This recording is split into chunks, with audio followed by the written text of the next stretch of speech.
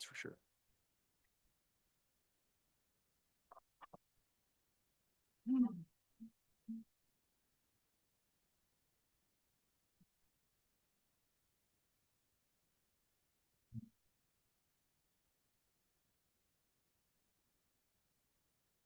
Were you recording already? Great, thank you. All right, good evening. And we are opening up, calling to order the March 26, 2026 Lexington Planning Commission. And first item on the agenda is approval of the agenda. Anybody have anything they need to? Okay, I'll take a motion in a second. Move we approve the agenda as presented. I'll second that. All in favor? Aye. And opposed? And motion carries unanimously. Next is approval of the minutes from the March 12th, 2026 meeting. Does anybody have any corrections, comments? I have a Okay, few. all right, On page 3. Okay. Item number 4.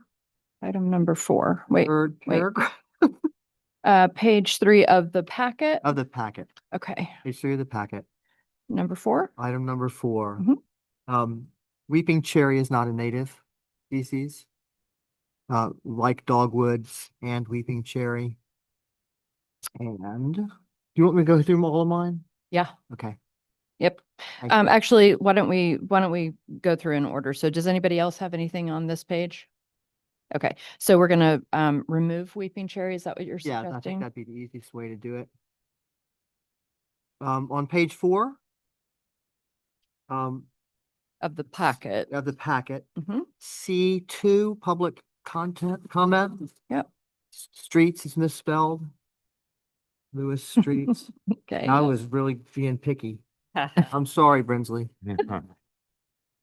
After you did me such prideful work on my motion.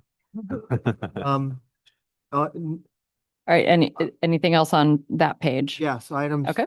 Still C, this time 3. Okay, It confused me when we were, it says in the second paragraph, the property is currently zoned R1 and designated as conservation open space on the future land use map. yes. No. All right, sorry, say it Yeah. again. Designated as conservation open space on the future land use map. Is that the change you want to make? That's what Okay. I would recommend. Yeah. Okay, That's it for that page. okay, hang on. Does anybody else have anything on page 3 of the minutes? Page 4 of the packet.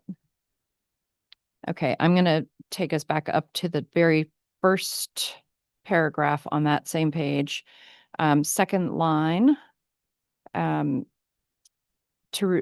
Plantings to reduce visibility into parking lots, I would say of parking areas or of the parking area.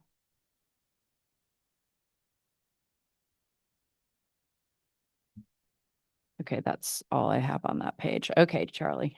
Next page. Next page, didn't- page. I do have something.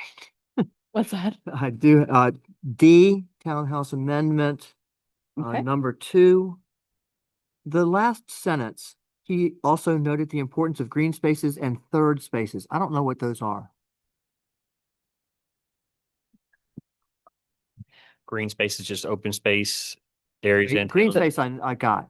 third Third spaces spaces. or space. I'm pretty sure that is the term that Evan used. That's or spaces that are for public, where you can congregate without having to necessarily pay for a meal or do other things. So parks and that's a good example of a third space. For educating me. Well, people will sometimes call them third places as well, right? Like from home and work, and then a third place for people. That's all I have on that page. Okay, all right, so hang on. Does anybody have anything else on that page? Okay, I do. So I'm going to go back up to the second paragraph, the one that begins the commission. Apparently I had a little bit of trouble with this. I have a few changes, so so bear with me. So second paragraph, I just wanted it to read a little bit more clearly. So I've got, they considered changing the designation of some areas of the parcel, which are currently conservation open space, to traditional neighborhood or mixed use, period. But that's not really changing the, They considered designating, that's, says that, and it's not written that way, but it does not have the same meaning. I hope it has the same meaning. I just was trying to make it more clear. Right. I guess for things like that, you usually could just email, or I don't, we're really kind of doing it more for, accuracy rather than So, grammar and things, but go ahead, sorry. Well, as- so I did not send them ahead because I didn't have time to send them ahead. So is it okay if we just go ahead with this? Or would you prefer? I think we need to, because if you're gonna make changes, Right, they have to all be approved. Right. mind saying all of that again? Cause I certainly didn't catch all of that. Sure. They considered changing the designation of some areas of the parcel, which are currently conservation open space, to traditional neighborhood or mixed use.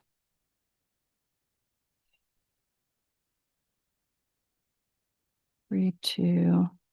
And Leslie, the reason I wanted to change them is because I found them a little bit, the meaning didn't quite, it's clarification.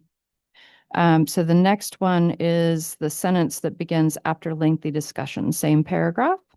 After lengthy discussion, the commission agreed to change the future land use classification. Sorry, of the traditional neighborhood area. Oh boy. To that include, all right, you know what? I might park that one because I see that it's a little confusing even in my, all right, nope. Sorry, I got it. All right, after lengthy discussion, the commission agreed to change the future land use designation of the traditional neighborhood area. That includes RARO, the health department, and the parking lots, and then scratch the down to the tree line. Because we had talked about, they decided to leave the lower section of those lots as in conservation open space and change the hospice lots to mixed use. Wait, but I thought that's what we agreed to. Yeah, that is, but that's not what it says. It says that we're changing down to the tree line and their parking lots down to the tree line. But what we talked about was the parking lots, I thought.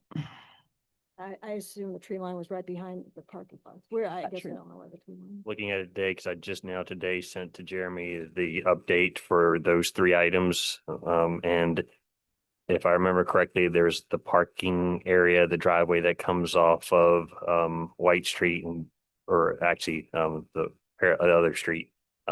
Sorry, White's right. And it comes in and then there are trees on both sides of that driveway. So I just grabbed the driveway and did not go further down to where we had that imaginary sort of property line.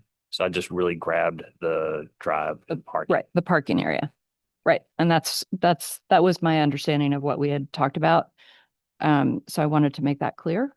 They just take up down to the tree line? Down to the tree line, but agreed to extend the traditional neighborhood area. Hang on.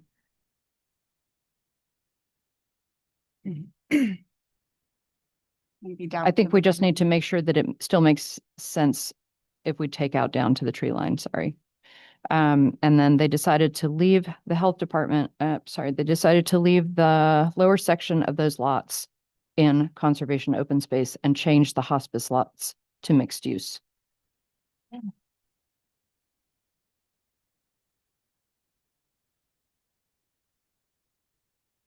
And that's it on that page.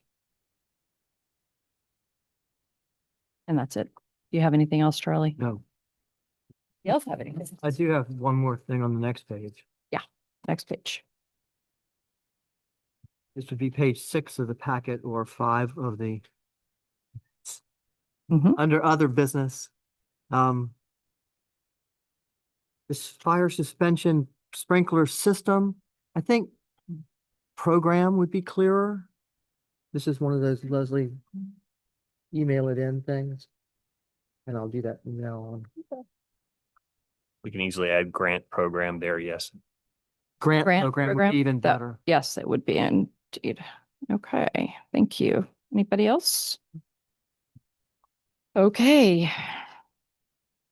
Motion and a second then. I move to accept the minutes as amended. Second. All in favor? Aye. Aye. And opposed? Motion carries unanimously. Okay, next item. Citizens' comments on matters not on the agenda. If anybody in our audience has comments that they would like to make on matters that are not currently on our agenda, please step up to the podium. State your name. Anybody? Wonderful to see many faces out there. Okay. And we will close that section and move on to new business. So the first item on the agenda is entrance corridor certificate of appropriateness 2026-03, an application by Drew Kepley of Washington and Lee University for a certificate of appropriateness, COA, for construction of Founders Hall at 204 West Washington Street on a portion of the 2.39 acre parcel tax map number 16-1-1. I believe we have a couple of recusals. Yes, that's right. Given that this is a continuation of a matter from which I recused myself as an employee of Washington Lee University last time, I'm going to step down off the dais. I understand that I don't need to repeat the same statement. It's already in the record.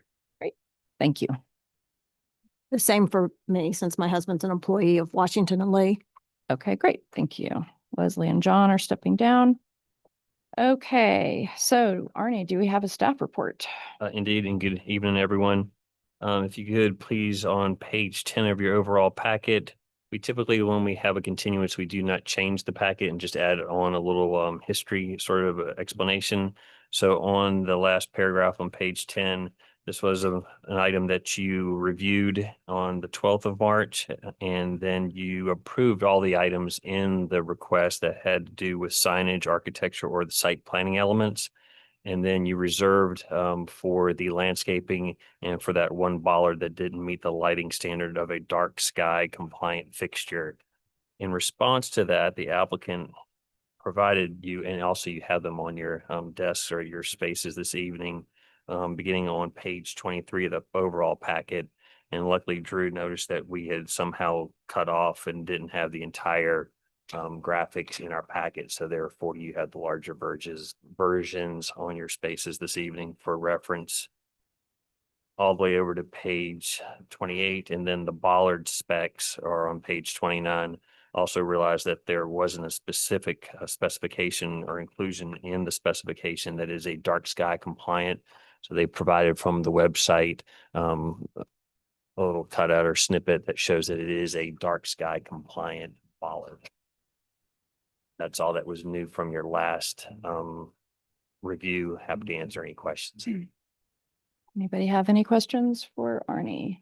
So what is on here that is not in our packet? I don't see the difference, but tell me what it I is. think if you look at perhaps the first one, we may have cut off. It may not have completely fit on. Okay. And therefore, It's nice to have a big copy, so Yeah. no big deal. so there is a little bit of a cutoff. So I think that they were trying to make sure that you all are able to see the entire graphic. Thank you. Yeah, the bigger version is nice. Yes. Okay. Do we have any, let's see, sorry, do we have an applicant statement? You'll state your name and address, please. I'm Pulaski, Director of Facilities at Washington Lee University. The reason you have those, the drawings were formatted for 11 by 17. When it was printed on an 8.5 by 11, you didn't get the full thing. So that's clarification there. You asked to see a new bollard spec, which we provided, which is night sky compliant. You wanted several images of the landscape in a perspective rather than just a landscape plan. You asked for one that was 5 feet above Lee Avenue on that Lee Avenue elevation. We provided that. You also asked for one as you come up Washington Street, looking up the hill at kind of an angle. We provided that for you as well. Then we provided some additional elevations to show you kind of the whole 360 of the over on campus, looking across Washington Street, and also included existing Evans Hall, which will remain. So I think it's pretty self-explanatory, but happy to answer any questions. So when I was looking at it in the smaller version, it doesn't really look like it's from 5 feet up. And I have to say it, I'm not sure it does on these bigger ones either. I feel like I had the same thought. I'm certainly on this one. I should be able to look right in there. So I feel like I'm way up in the air again.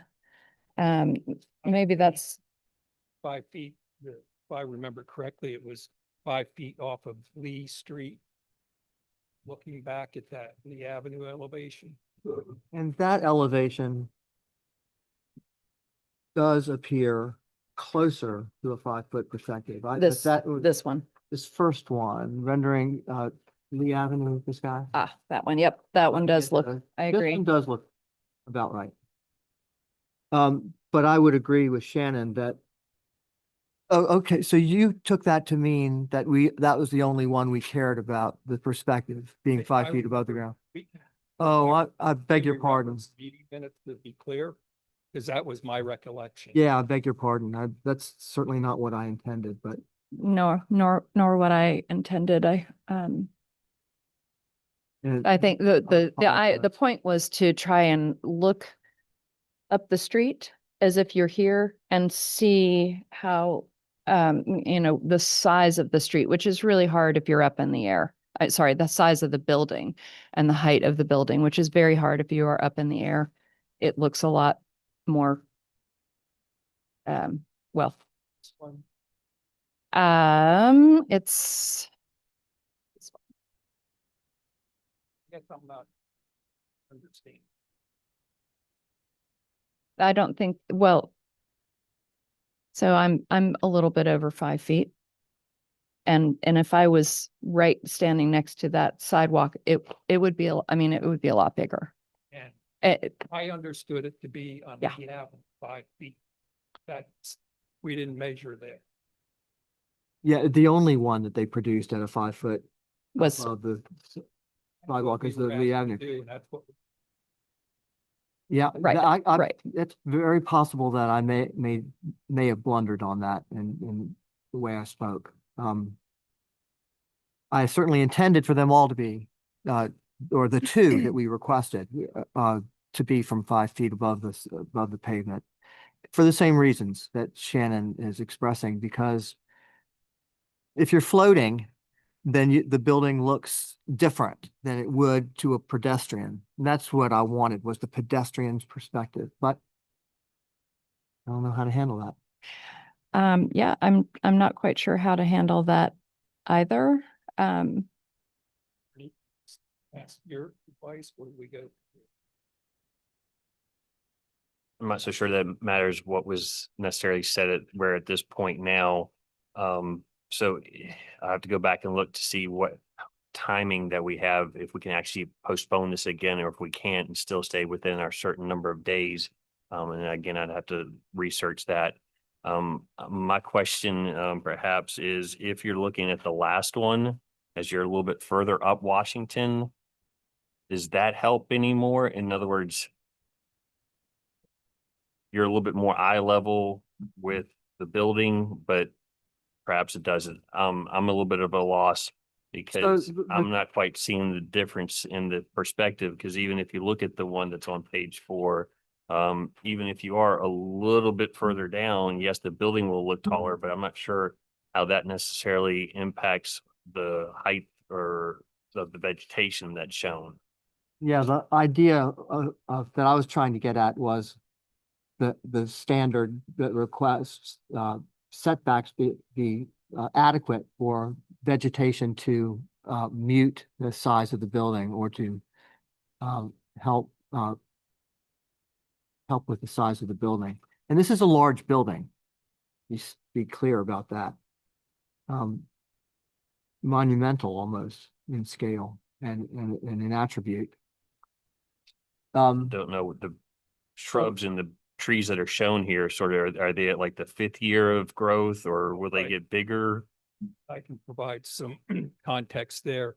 If you look at the Lee Avenue elevation, the hornbeams, they are going to, right, they're going to grow another 15%. The top of the hornbeam, the maturity would be at the top of the building and tablature. Top of the building, what? I'm sorry. Tablature. Okay.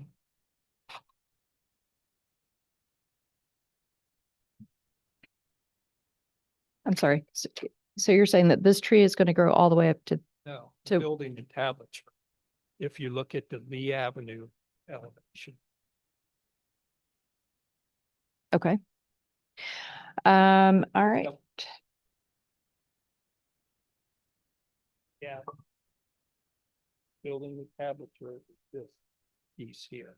Thank you. So,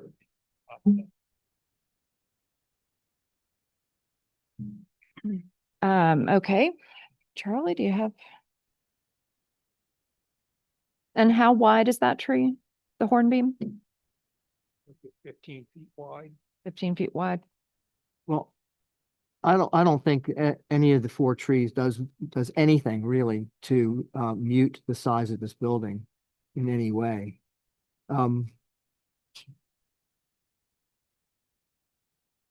That's how it seems to me.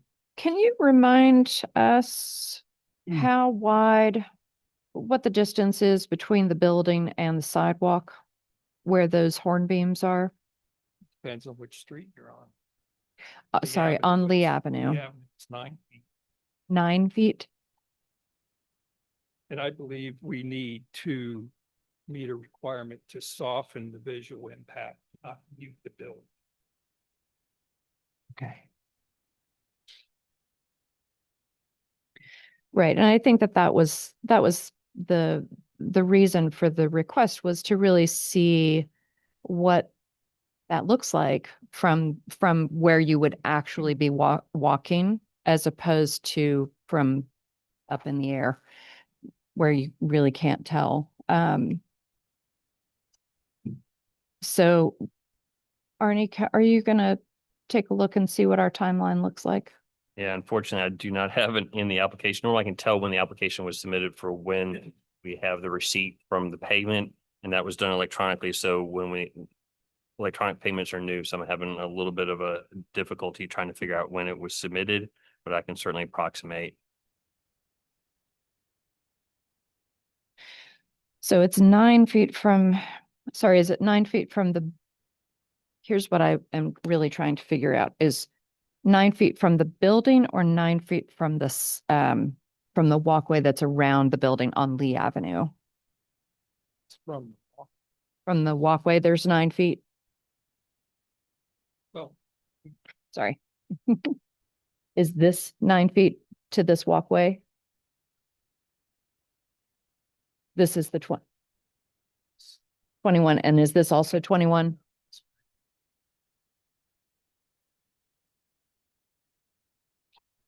I think that we may be talking it. So the wider parts are 21 feet. Is that what?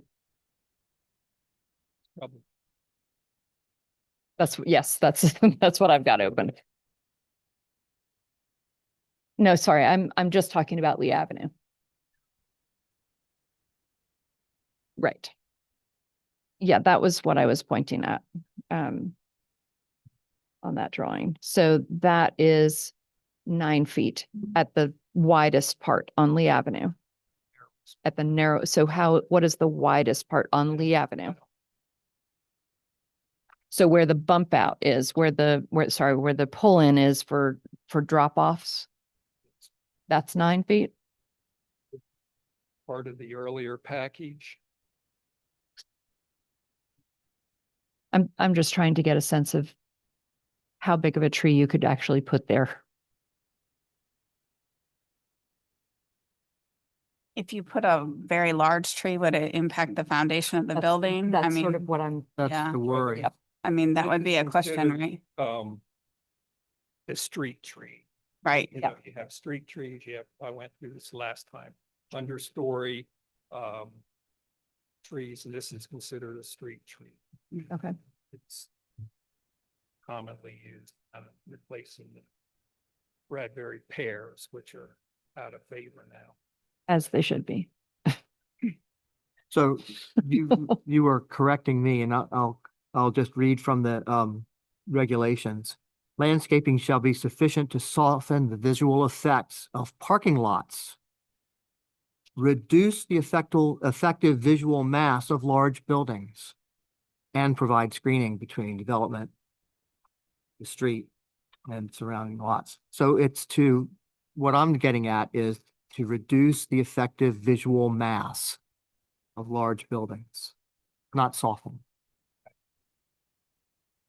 Right, so that's what we are responsible for making sure is happening, which is why it's going to be hard to unless we can see those 5 foot off the ground street views, it's going to be a little hard to know how these particular trees.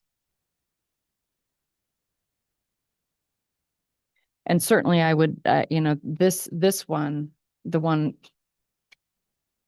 Charlie, this one on Lee Avenue, that does, I mean, we do have a little bit of a sense of that street. I believe that's close to 5 foot. Yeah, exactly. I wonder how far back from the structure it is and if it might not be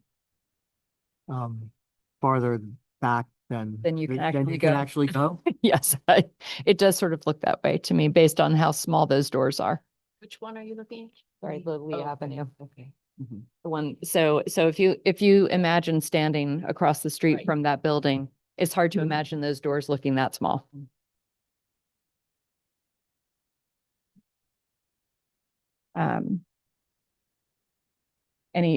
Any, I don't have a definitive answer, but we are definitely getting close to the 60 days that's allowed for an entrance corridor certificate of appropriateness review. right. Okay, thank you. I'm wondering, so do we have any more questions for Mr. Kolaski?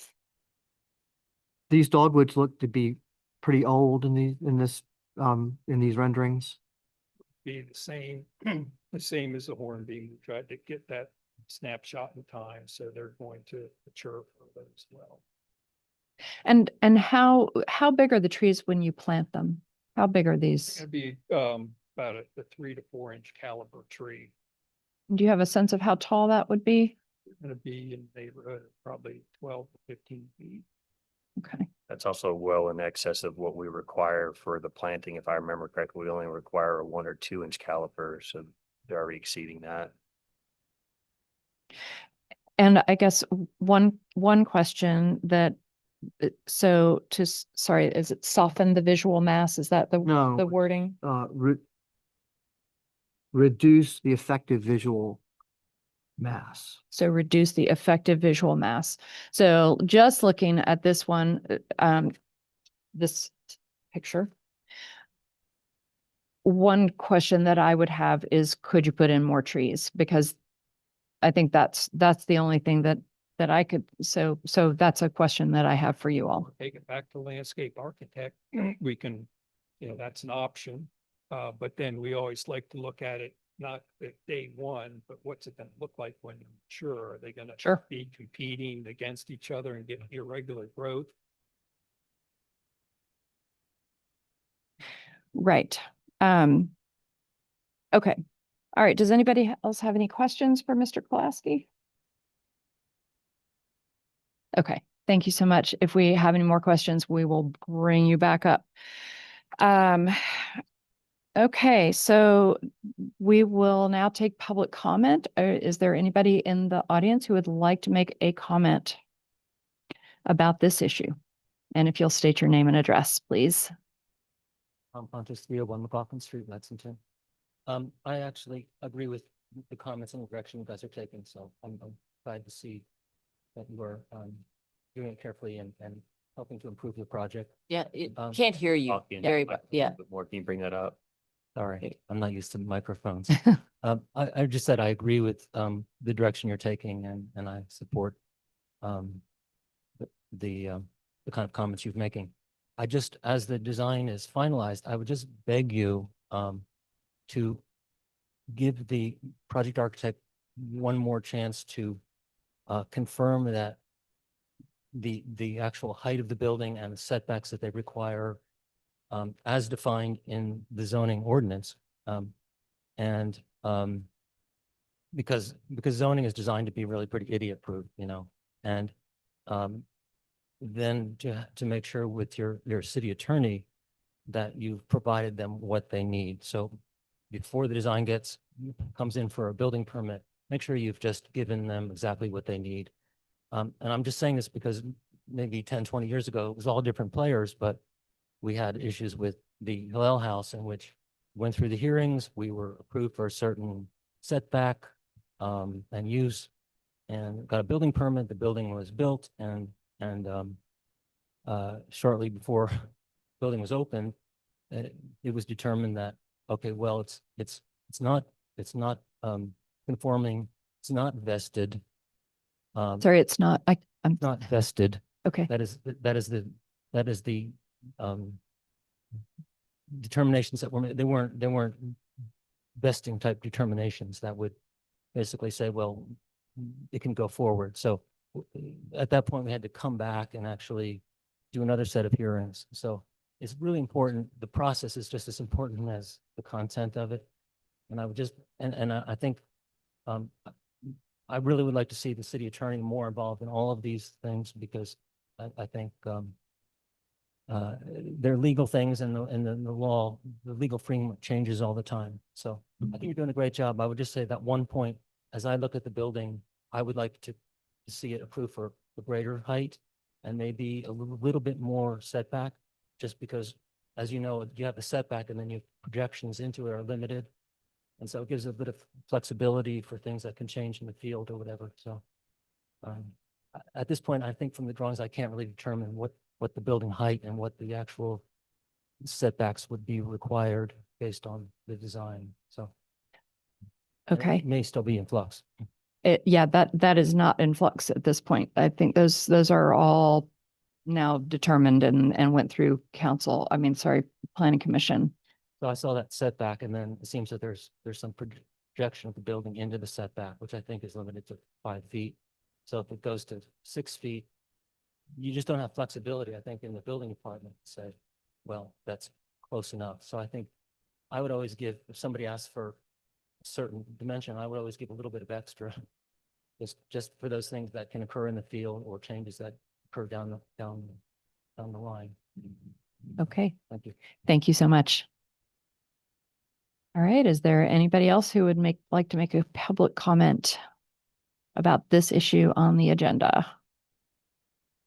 All right, I'm going to close public comment and we'll move on to commission discussion. So, thoughts, concerns? I feel like I've pretty This one. said my piece. Yeah, this one here, it says primary entrances. Sorry, which page are you on? It's on page 15. To me, that's a pretty good Hang on. 5-foot This one. elevation. To me, that looks, so that might give us a better idea of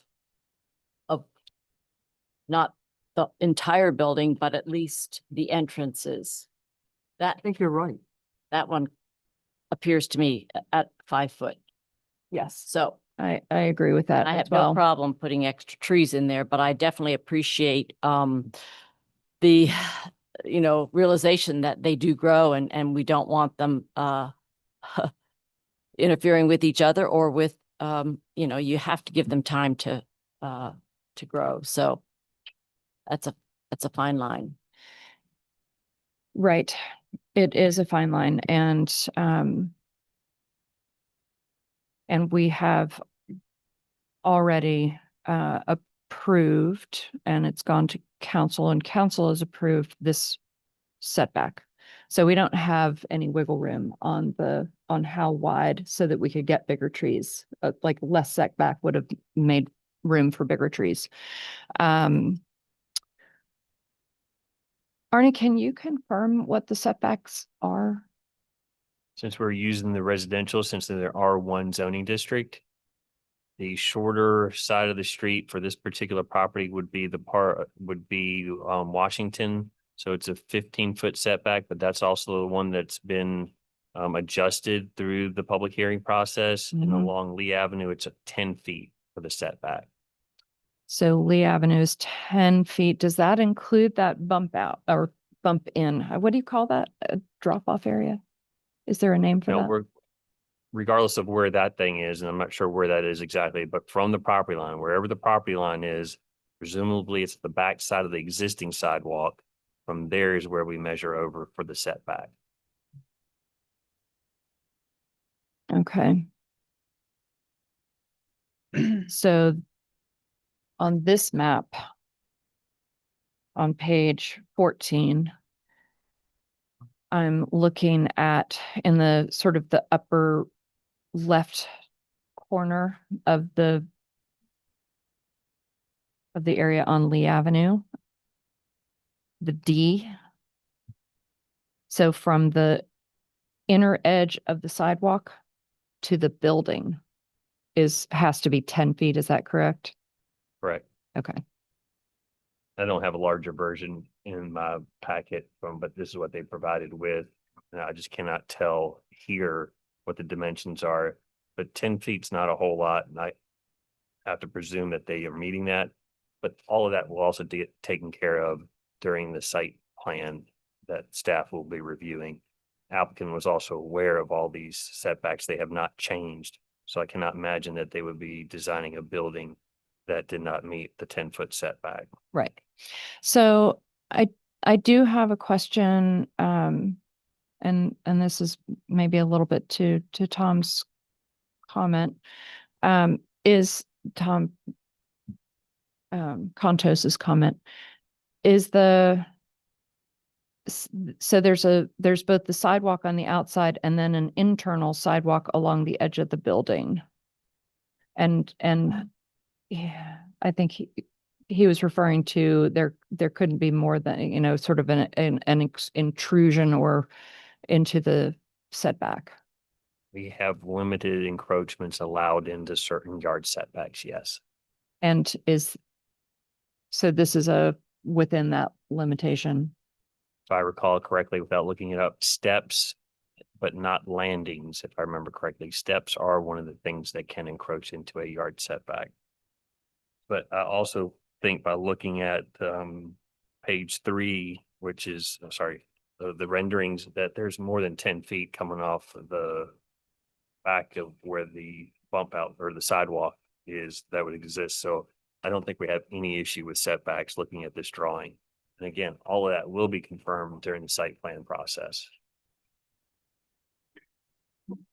Okay, so it sounds, all right, so first of all, before we go any further, can we just make sure that we're all on board with this bollard? Sure. Sure. Okay. Bollard is good. Yep. Let's move on, or let's go back. So, does anyone have any thoughts about adding a small tree that would help with the visual mass? Thoughts about whether that would be something we would want to recommend, or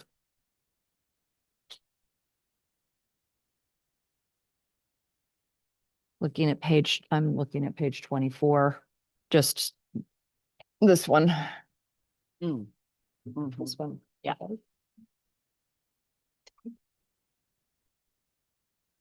So the dogwoods these are very big dogwoods, according to my experience of dogwoods. So I guess I think that they're going to be a good bit smaller for a long time. So I guess I'm just wondering about, either more dogwoods or another conifer that would be sort of a vertical. And I think we can just make a suggestion about what kind, but I believe we could sort of require that they have more screening. Because I think that Charlie is absolutely right. It does not really pass the sniff test for that one.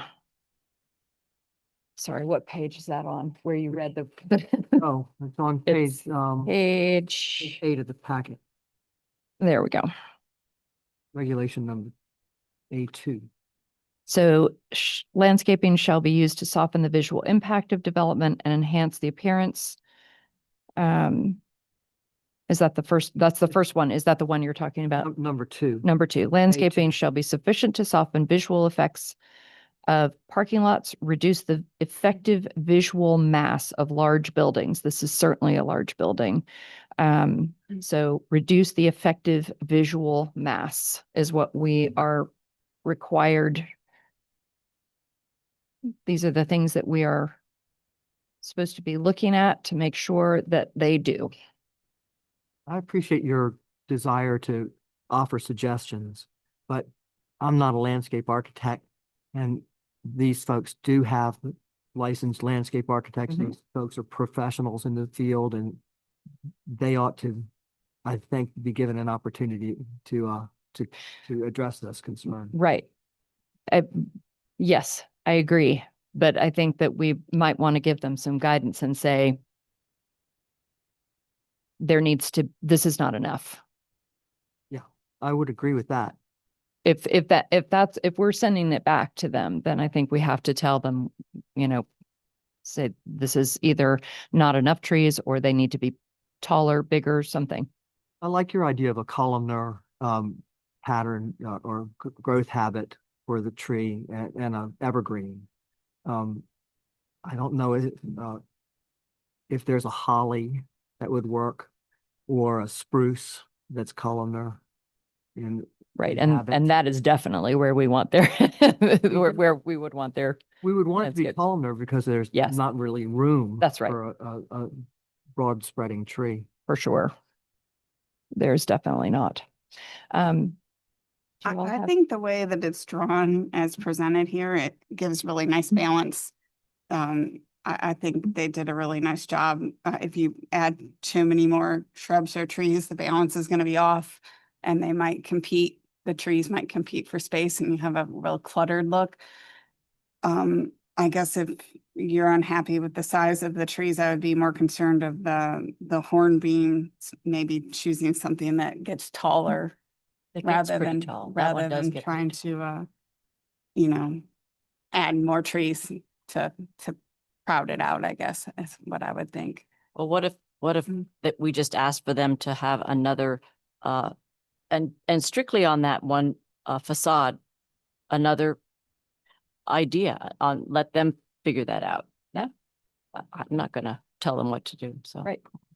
But I think that what we need, the direction that we would need to give them is, again, this is not enough. So More screening, more, to some degree, right? right. There have to be other options. Right.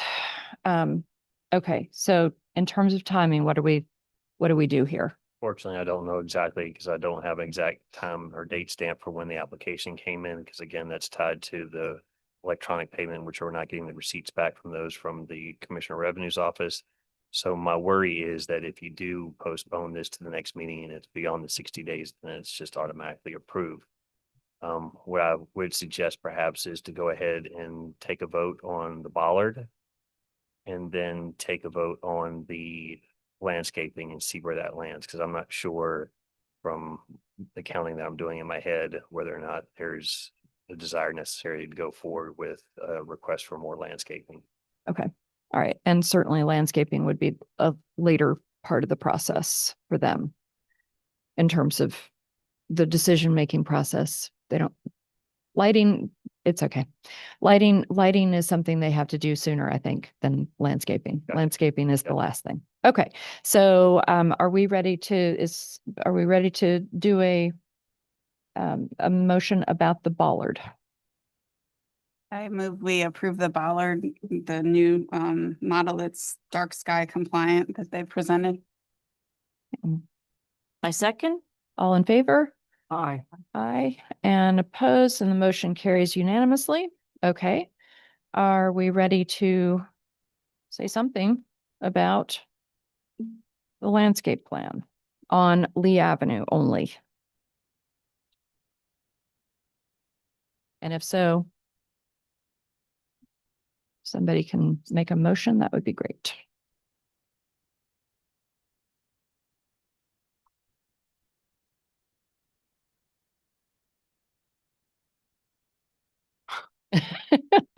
I'll take a stab at it. I move to approve the landscaping elements except for the tree line in front of Lee Avenue's entrance. So the Lee Avenue facade. So the other parts are acceptable, but not the tree line on the Lee Avenue facade of the appropriateness application of entrance corridor certificate of appropriateness 2026-03 with the construction of the new Founders Hall at the southwest corner of Washington Street and Lee Avenue as proposed by the applicant. So it's not quite as proposed, though. It's with the modifications. With the modification, right, with the modification for a different selection of trees in front of the Lee Avenue facade. Is that clear enough? Different selection, or yes, to get at. I think there- For a better screening, okay, for a better screening. That way it's clear, I guess. So this would not have to come back to us. this would have to come back It to would us. have to come. back. So, do we have a second? I second that. All in favor? Aye. Aye. Opposed? Okay, and that motion carries unanimously.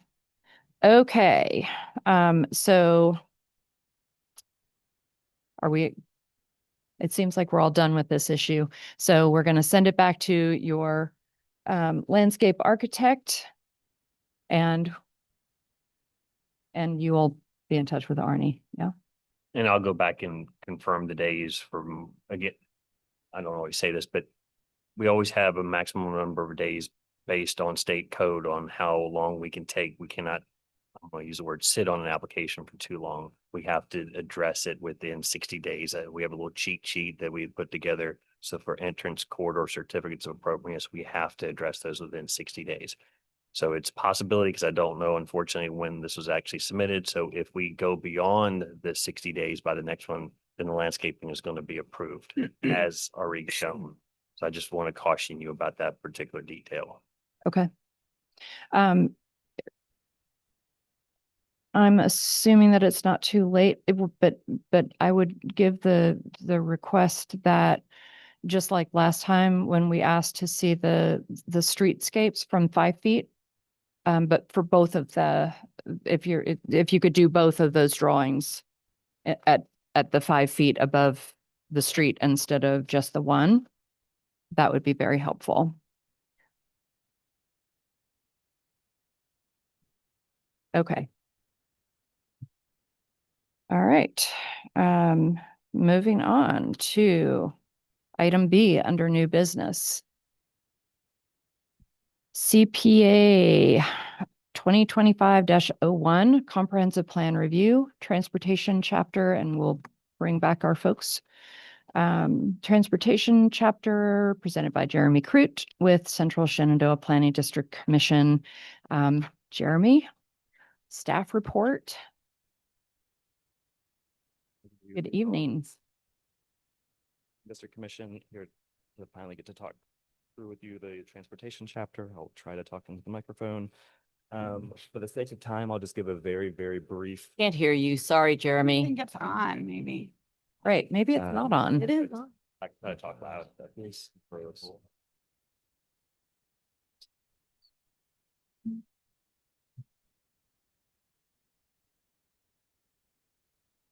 say something. Hello, testing? Yeah, I think that's better. Perfect. Awesome. Thank you, Arnie.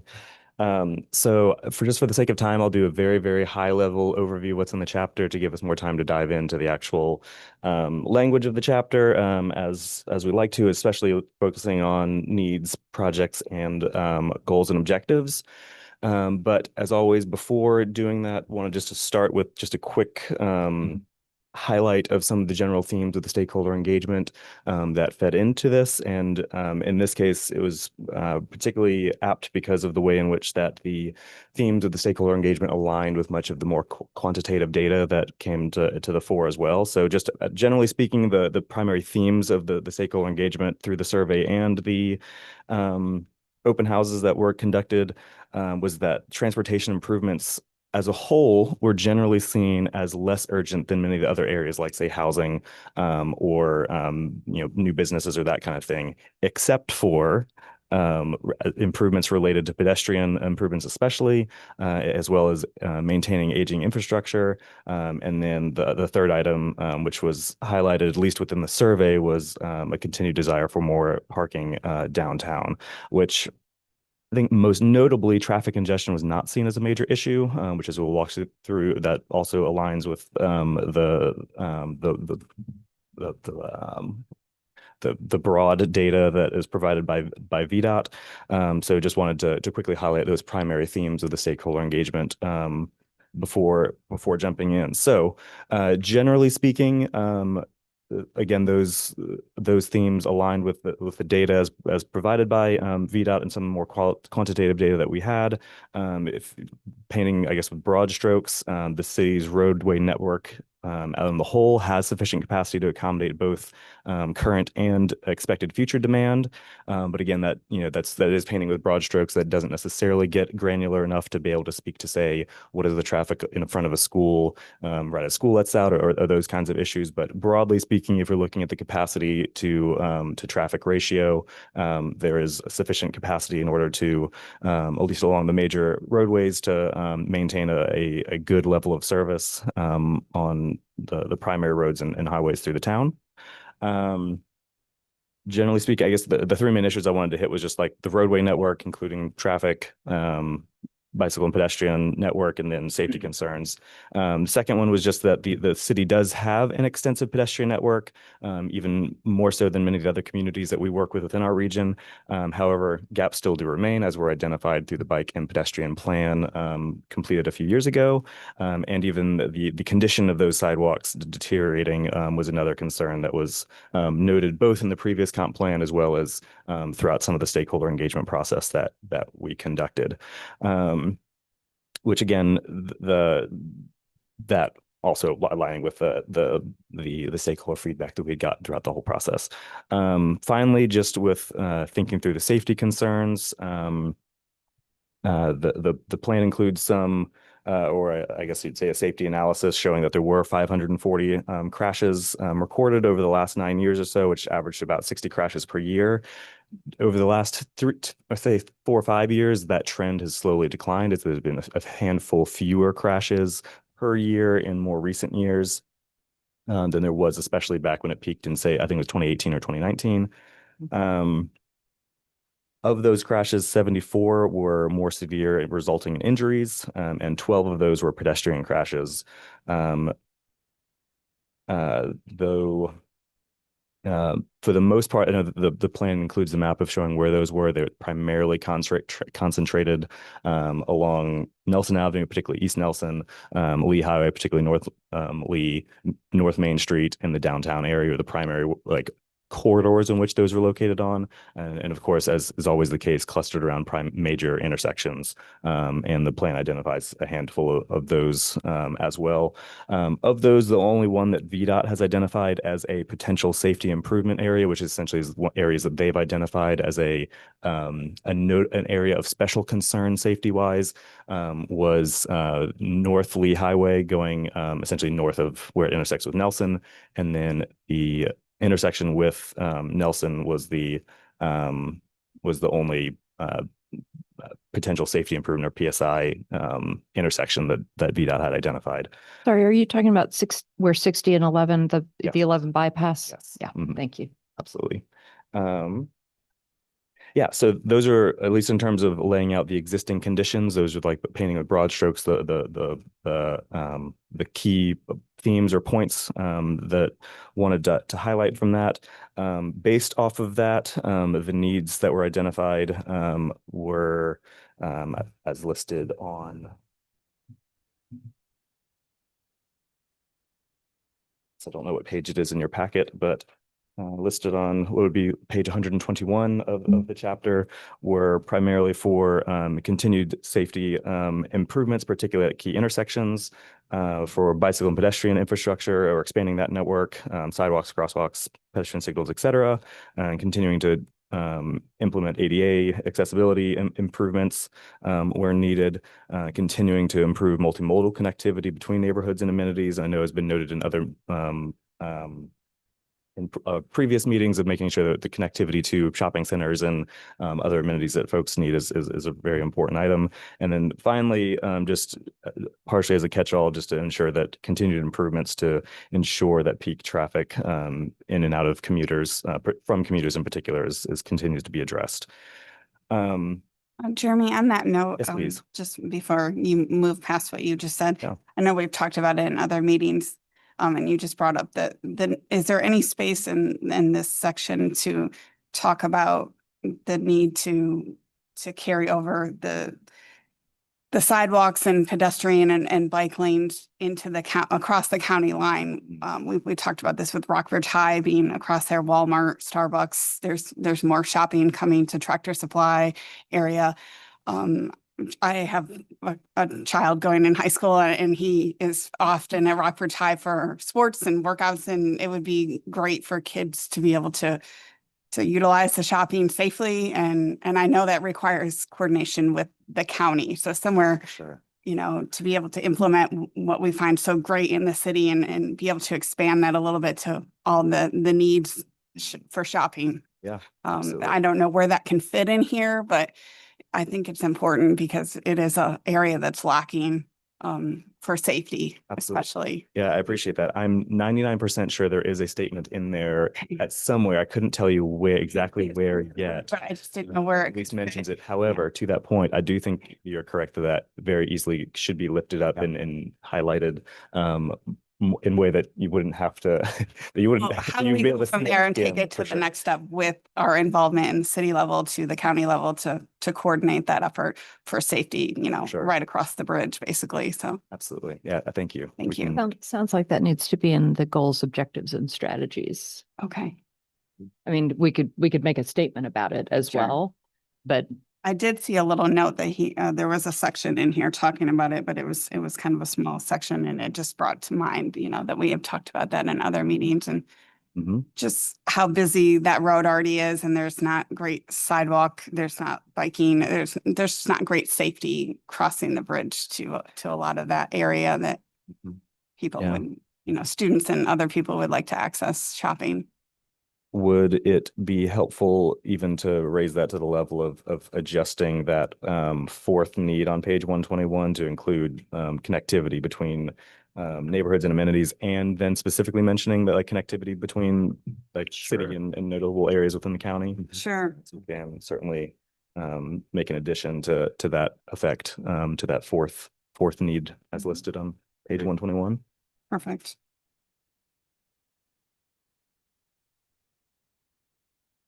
Thank you. is there anything else that you have the overview before we? The one other thing I mostly wanted to touch on was that, as you, I'm sure, have noticed and are probably aware, that the transportation chapter is the only chapter or the only element of the comprehensive plan that is required to address specific projects as well as goals and objectives. And so that is why this chapter has that additional table that lays out identified projects that will ultimately have cost estimates associated with them. that's a requirement of state code, and that's why that's included there. The current Okay. list of projects that is as represented in this draft is a combination of the projects that are identified within the bicycle and pedestrian plan. So many of the short term, as of right now, all of those were put into short term recommendations. One of which is already, as you might have listed on the other seen on the other table, is already included within VDOT's 6-year improvement plan, which is essentially their pipeline of projects that they're going to be funding in the coming years. That's the Wattle Street improvements. But so yeah, so there. I guess backing up the current list of projects are either from the bicycle and pedestrian plan or they're a carryover from the previous comprehensive plan. And so that's where, if you're wondering where those list of projects came from, that is where they came from.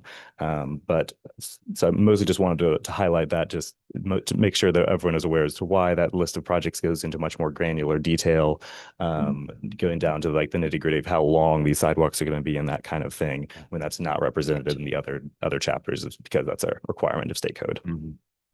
Great. Thank you. All right, well, we're gonna open for public comment, and then we'll probably get you to come back up. Okay, I'm gonna open the floor for public comment. Do we have anybody who wants to come up and make a statement about the transportation chapter of the comp plan? If you'll state your name and address, Evan. Hello, good evening, y'all. I'm Evan Clark. I am a student at Washington and Lee. I live on campus. I would love to provide some comments about this chapter. I got the chance to read through it and wanted to start with what I think is the biggest area of improvement is the parking section. So even the title of the section itself, it implies parking in general, but only discusses in that section car parking. And there's no mention of bike parking at all. It's only mentioned once in the whole entire chapter towards the end. But the largest potential lying in that chapter is the fact that, based on our study, is that we have 66% utilization of our parking downtown, and with 1,155 total spots, and if I give a round estimate of 300 square feet per car parking spot, that's not even counting the space dedicated to access these spots. The city's working with 5.25 acres of unused space that is just, we know, is sitting there. And 5 acres is a lot. To put that into perspective, that number of car parking spaces is enough to fit anywhere from 4,000 to 7,600 bikes, based on a 2013 report out of the Victoria Transportation Policy Institute written by Todd Littman. That's enough bikes, one bike per resident of Lexington. And back to bike parking, can be used as a amazing tool to even out some of the block by block parking deficiencies also mentioned in that chapter, especially since high quality bike parking infrastructure is very, very affordable and is something that the city can very easily obtain and then implement and also adapt to what uses based on location. So I have gotten a quote through my work with Washington and Lee from Ground Control Systems, which provides some really good high quality bike parking infrastructure. And I wanted to share that the cost is roughly $350 to $500 per space per bike. I am compiling a report that I will go ahead and send to Arnie and Lindsay in the next week of what that quote actually entails. So we have more tangible numbers that we're working with. But to put those hundreds of dollars in perspective, since page 108 with the pedestrian area, it mentions low cost improvements that improve the user experience.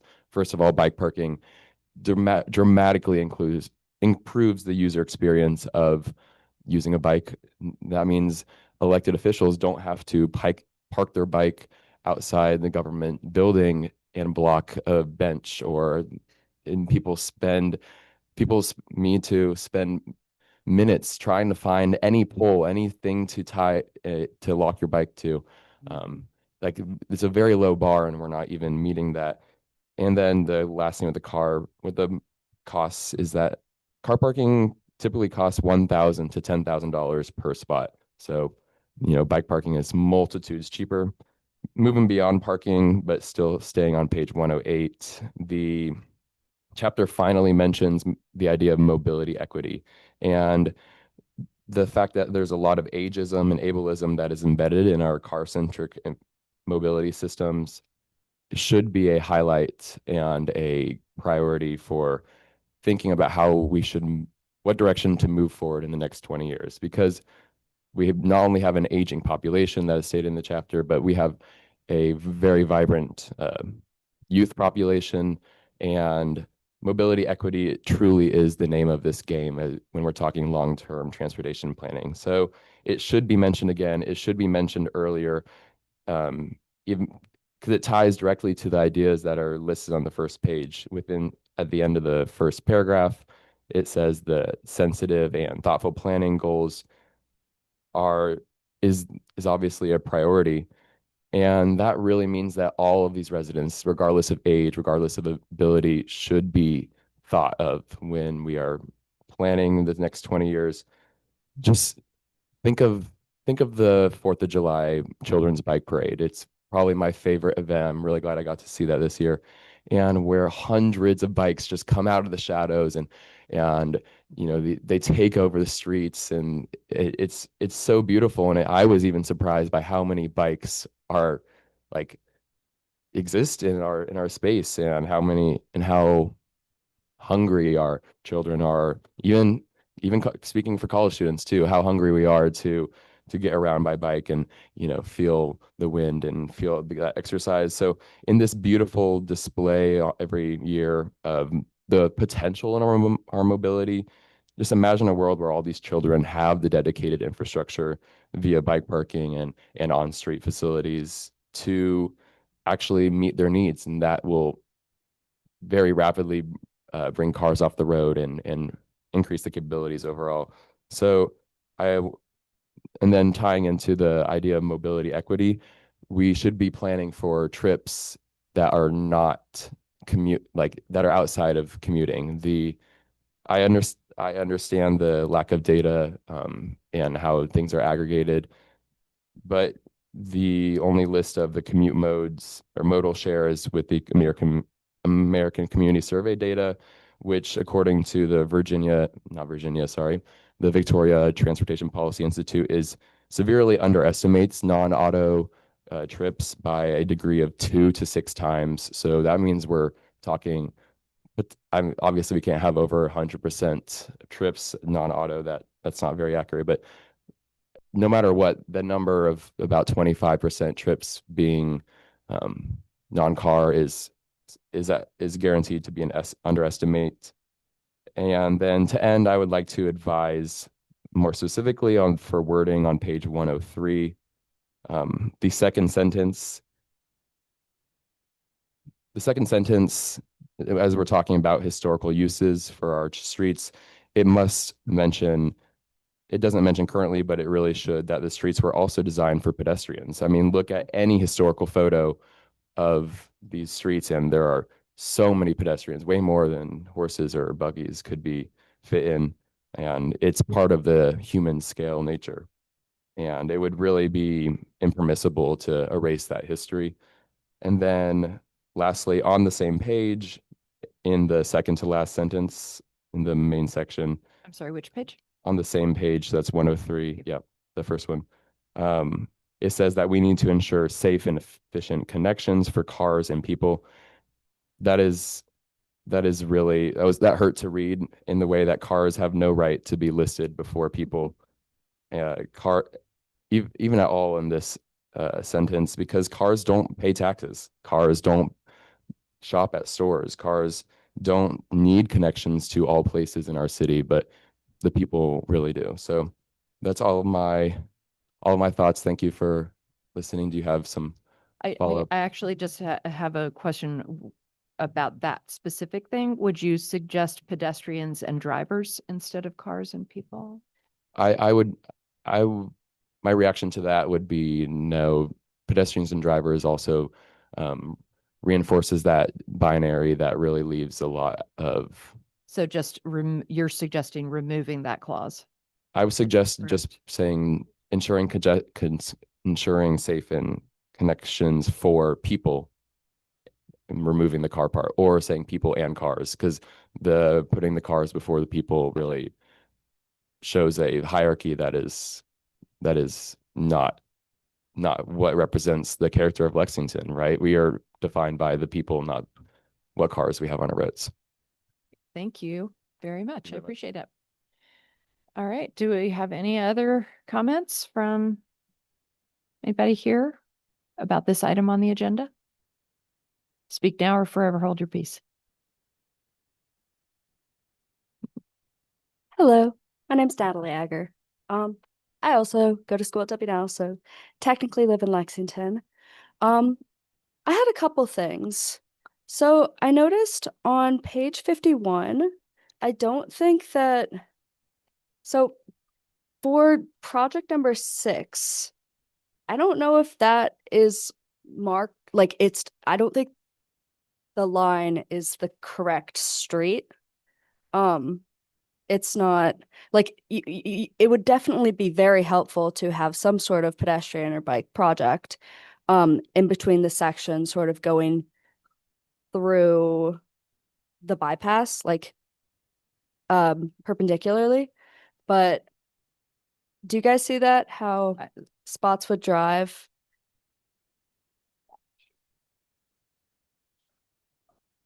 Sorry, can't hear you.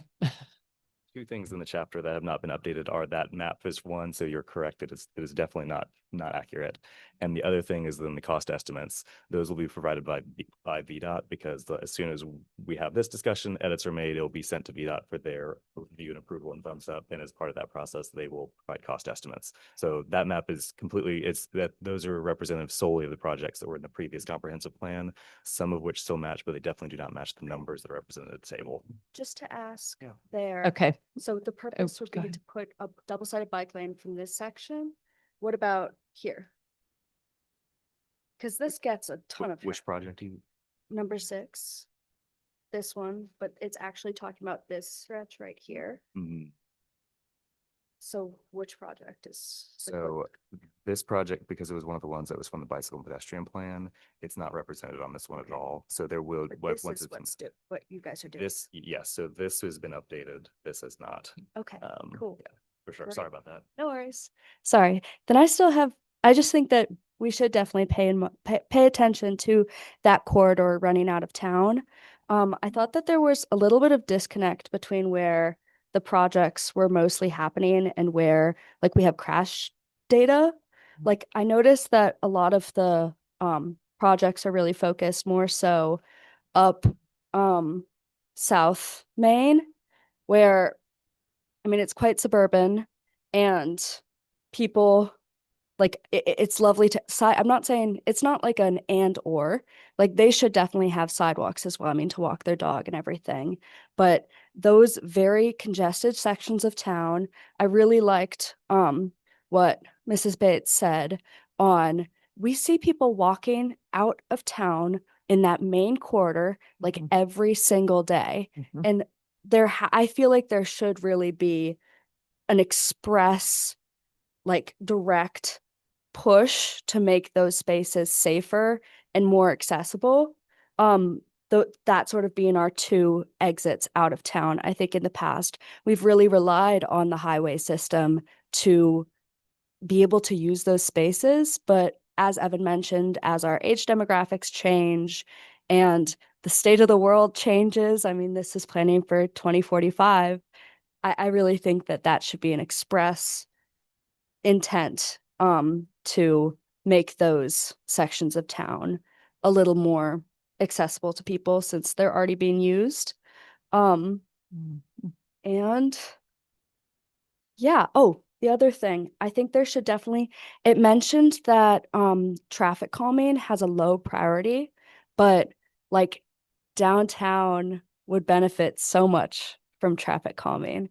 And I don't have it right now, but there is that sort of, like, box table where it had like the priority needs, and I just thought that some of those were a little contradictory. Like if there's a low requirement for traffic calming, but then a high That one. it was a This is smaller the table. priority transportation projects. Yes. Is that? Do you see that it says low traffic calming? Like a little bit further down. But then like for traffic calming to work, it's making people aware that there are other people using the space. And so I feel like it should reflect the high intent for pedestrian and bike infrastructure. You should also have traffic calming incorporated into that, because if it's just throwing them all in a mess, I mean, it can be very dangerous, I feel like. But thank you guys so much for Natalie, being there. you're talking about the UDA needs in table 9.1 on Yes. 115. I Is think that I what you're am. referring to? All right, so what page are you on? 115.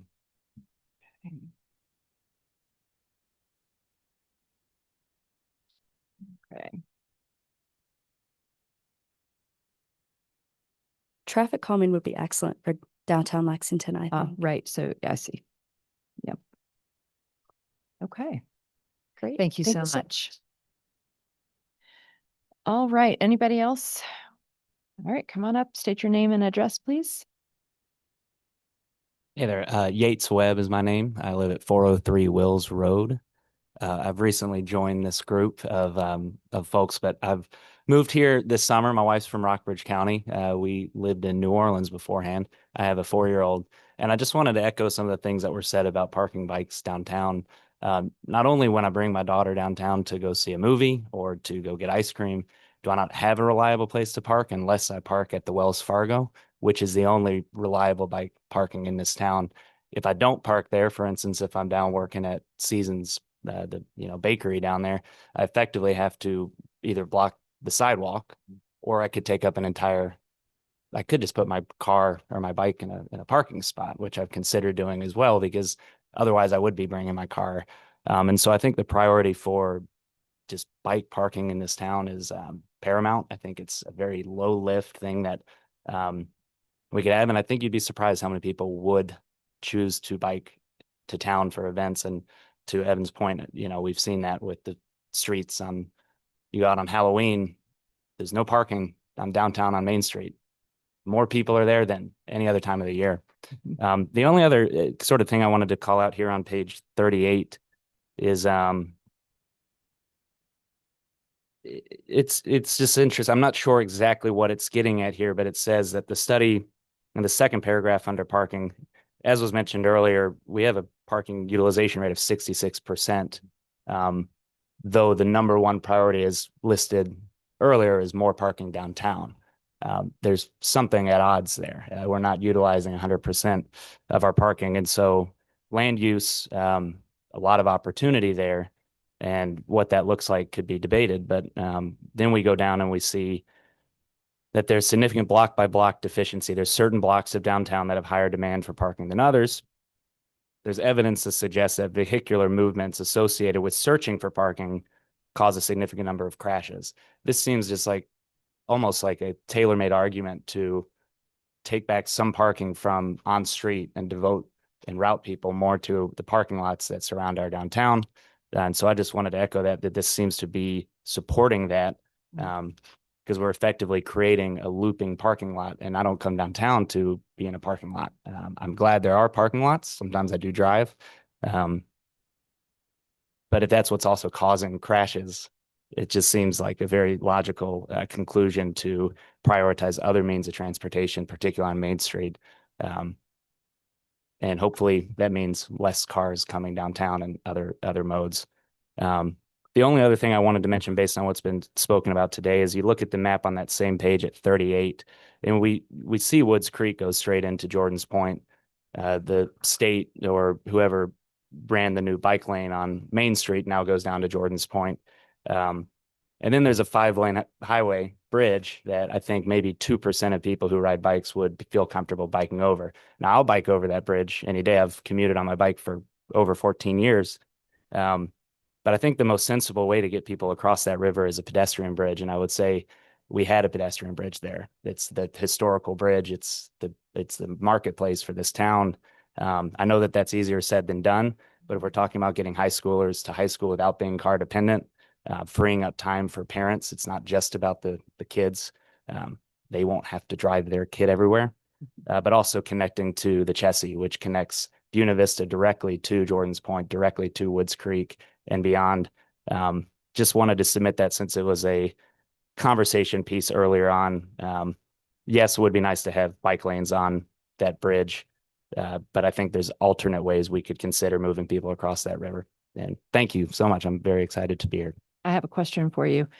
Just quickly, when you say the pedestrian bridge, are you talking about the old covered bridge, or are you talking about the old, the Chessie Trail Bridge that washed out in 85? I don't know I just see the covered bridge down there. And I know, Okay. yeah, I just always find it humorous because I'm looking at the placard of it. And I know that there's a bridge down the Chessie towards Buena Vista that I bike over quite a bit. And so just feel that you could get a lot more people out to the Chessie that way. And anyway, I don't know, just a thought. Thank Thank you. Thank Thank you. you so much. Good thought. Okay, anybody else want to come up and make a comment? Nope. Okay, thank you so much. I'm going to close public comment and open, we'll get Jeremy to come back up. And do we want to just start at the beginning for comments on these pages? And I did make a bunch of comments, mostly questions, and I'm just going to give them to you. Perfect. So I think let's start on page, let's see, page 32. Does anybody have any? So there were two things that were brought up that I would certainly agree with, adding in the 1, 2, 3, 4, fifth line down, initially designed for pedestrians and horse and buggy traffic. Yeah. And then the second paragraph, plan strategies identify ways to leverage Lexington's existing system to increase mobility choices for residents, ensure safe and efficient connections. I would just scratch for cars and people and protect the city's vibrant. Yeah. Does that make good. sense? Yeah. Anybody have anything else on this page? I had one that's sort of a point of information question just on the sidebar about community engagement that kind of links to some of the public comment that we've had about parking concerns. Because we do see, you're right that when you ask people what transportation infrastructure improvements they'd most like to see, downtown parking shows up a lot. But we know from survey research, if you ask people a question, they'll give you an answer. I was wondering if we look at in the first paragraph, there's a subset of people who said that they think transportation infrastructure stuff is important. Yeah. And so then I'd be very curious to know if you just looked at those people who said transportation is important, like what were they talking about with the transportation issues? Am I making any sense? Yeah, no, absolutely. I guess to your point of how you asked the question too, it was very interesting if you go through each individual question within the survey. Yeah. Anytime anything, like there's one point where it asks you to rate essentially how important transportation is, but when it was written as transportation, bicycle and pedestrian improvements, it rated really highly. When it was just transportation improvements, it rated really low. Yeah. And so if it's just transportation, which most people I think would associate with, to the car-centric comments, like most people just in their heads would immediately associate with traffic, Right. it would rank really low as not being a high priority. Right. As soon as you put the pedestrian word in there, all of a sudden it's one of the top priorities.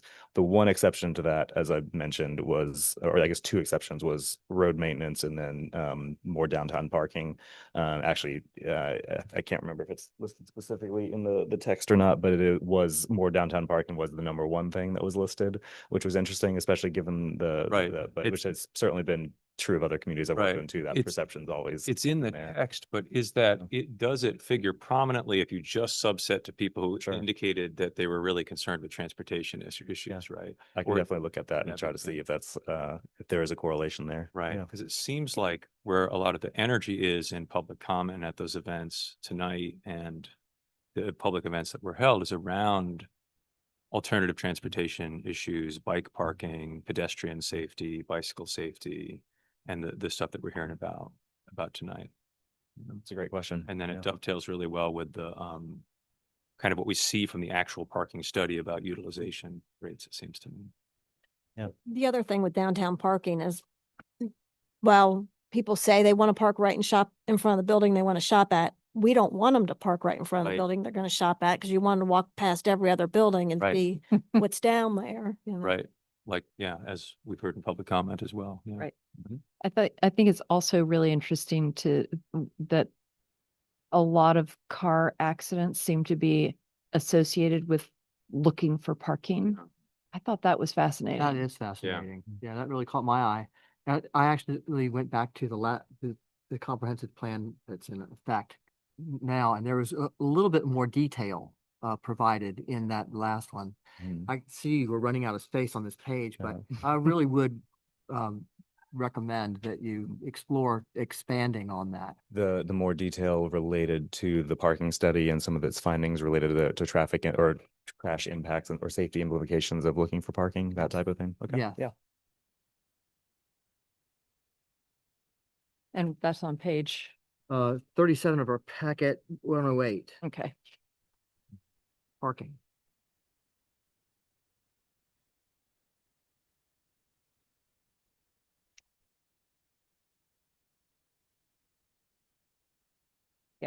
Parking 37. Okay. All right, let's go back. 37. So anything else on page 32 of our packet, 103 of the plan? No? Okay, page 33.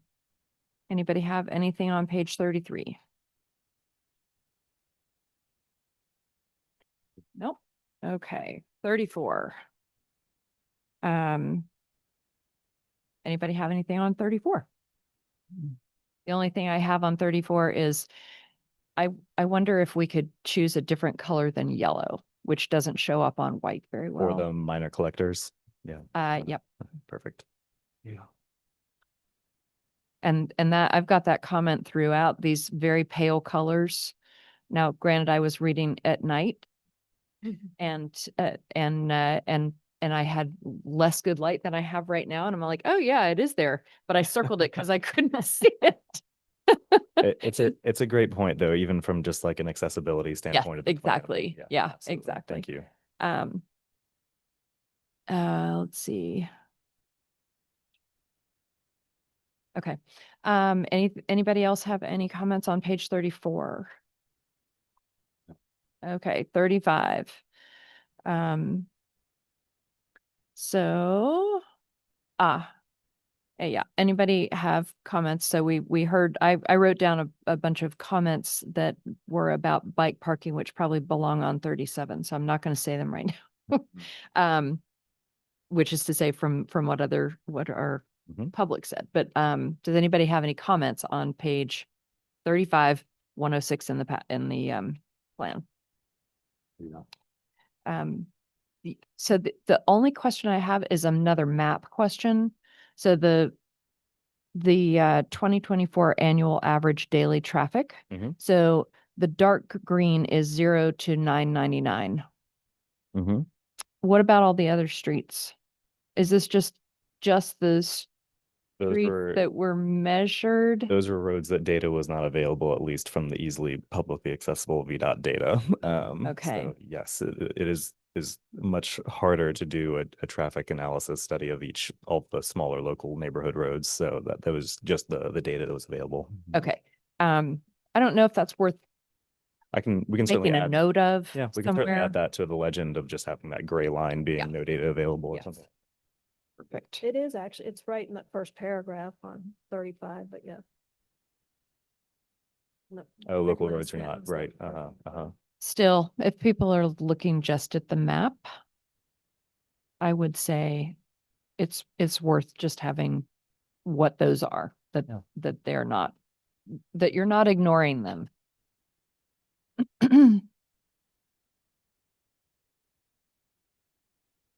All right, any comments on page 36, 107 in the plan?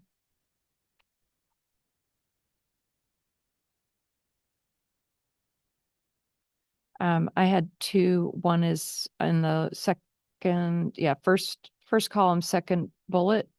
I think there is a missing word, to, and the very last line, yield to red traffic signals. True.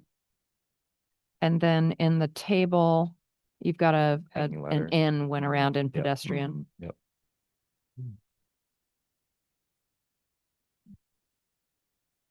Page 37.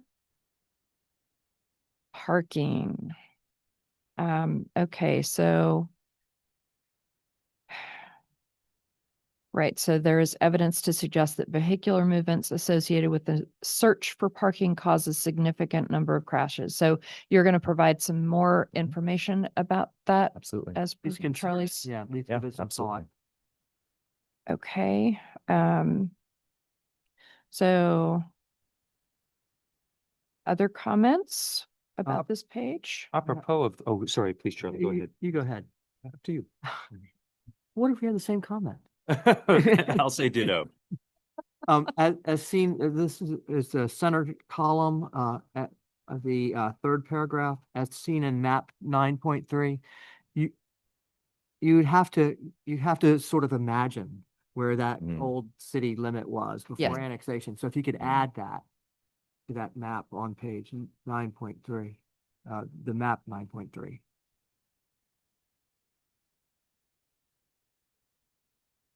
You can almost imagine it, by the way. But Right, but I think, yeah, I had that too. I think it would be really helpful Okay. to have the old city Yeah. limit. Anybody else?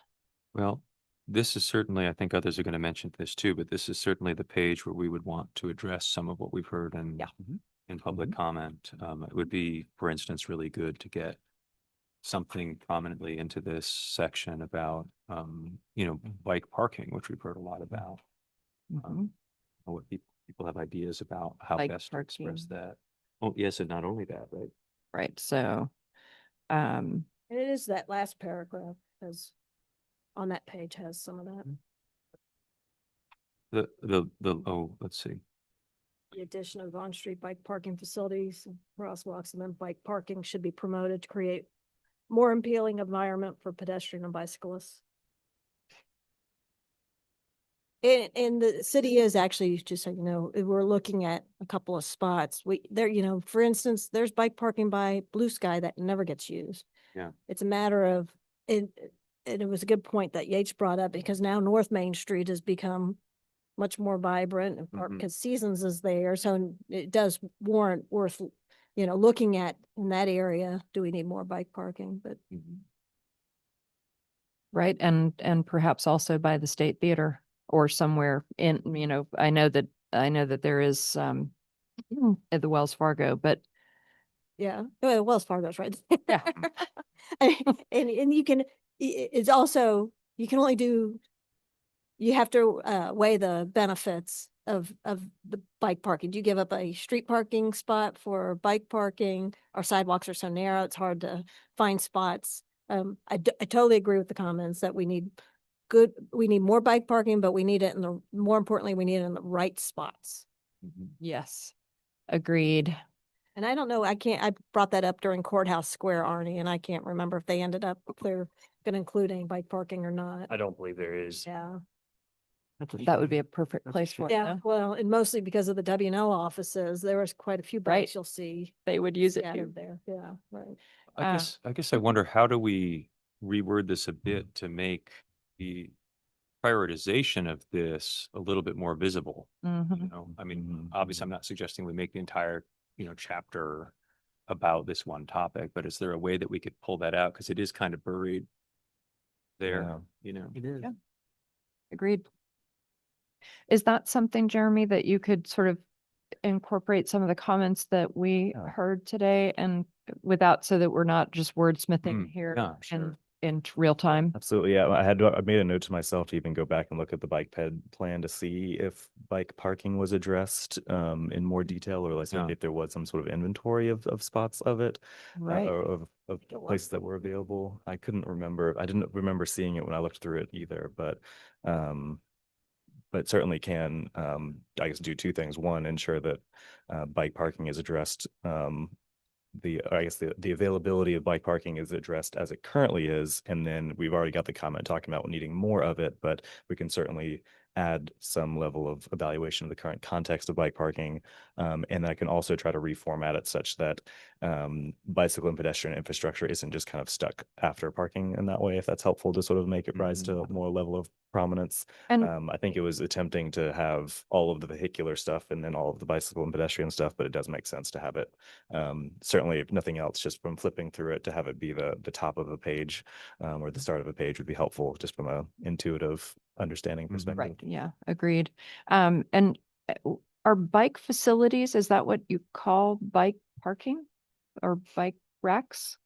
This is the word that's in that last paragraph. It says addition of on-street bike facilities. Yeah, I'm like, that would traditionally probably be the combination of bike lanes and parking. But I do think you're right that, to your point, that calling out bike parking specifically is not done, and Yeah. which could be added as a way to improve it. yeah, okay. All right. And can you, are Sharrows and Share the Road signs, are Sharrows, I mean, Sharrows, there's not a difference there, right? Sharrows, it's just Share the Road signs are for Sharrows. Sharrows are oftentimes like what's painted on Right. the granted, than the road signs would be the poles on the side of the road, if that makes sense. I see. Okay. Okay. So they are different enough that. Yeah. Ish. Okay. Okay. All right. And then, under bicycle and pedestrian infrastructure, the first, in the first column, it says Lexington's interconnected street grid and compact scale make it ideal for walking and biking. I would say that it is far from ideal for biking. It makes me nervous to bike. I don't like it when my son goes biking, because I see that, it's like the cars are just, the streets are narrow. And so I just feel like that word, it's ideal for walking, but I think it's not ideal Yeah. for biking. Can certainly cut cycling. that. And I'm not quite sure what to say instead. Maybe it is ideal for walking and has the potential to be a good space for biking, but there are safety issues. I don't know. Yeah. That's Can take a look and try to come up with a Okay. a more aspirational. Right. thank way to you. Take With- that. The judicious policy choices could also Right. become an ideal place for bike transport or something like that. Policy voices. Or whatever you come up with. I mean, I'm not trying to dictate, just. Yeah, well, I'm just writing it down there in case he's trying to remember. Mhm.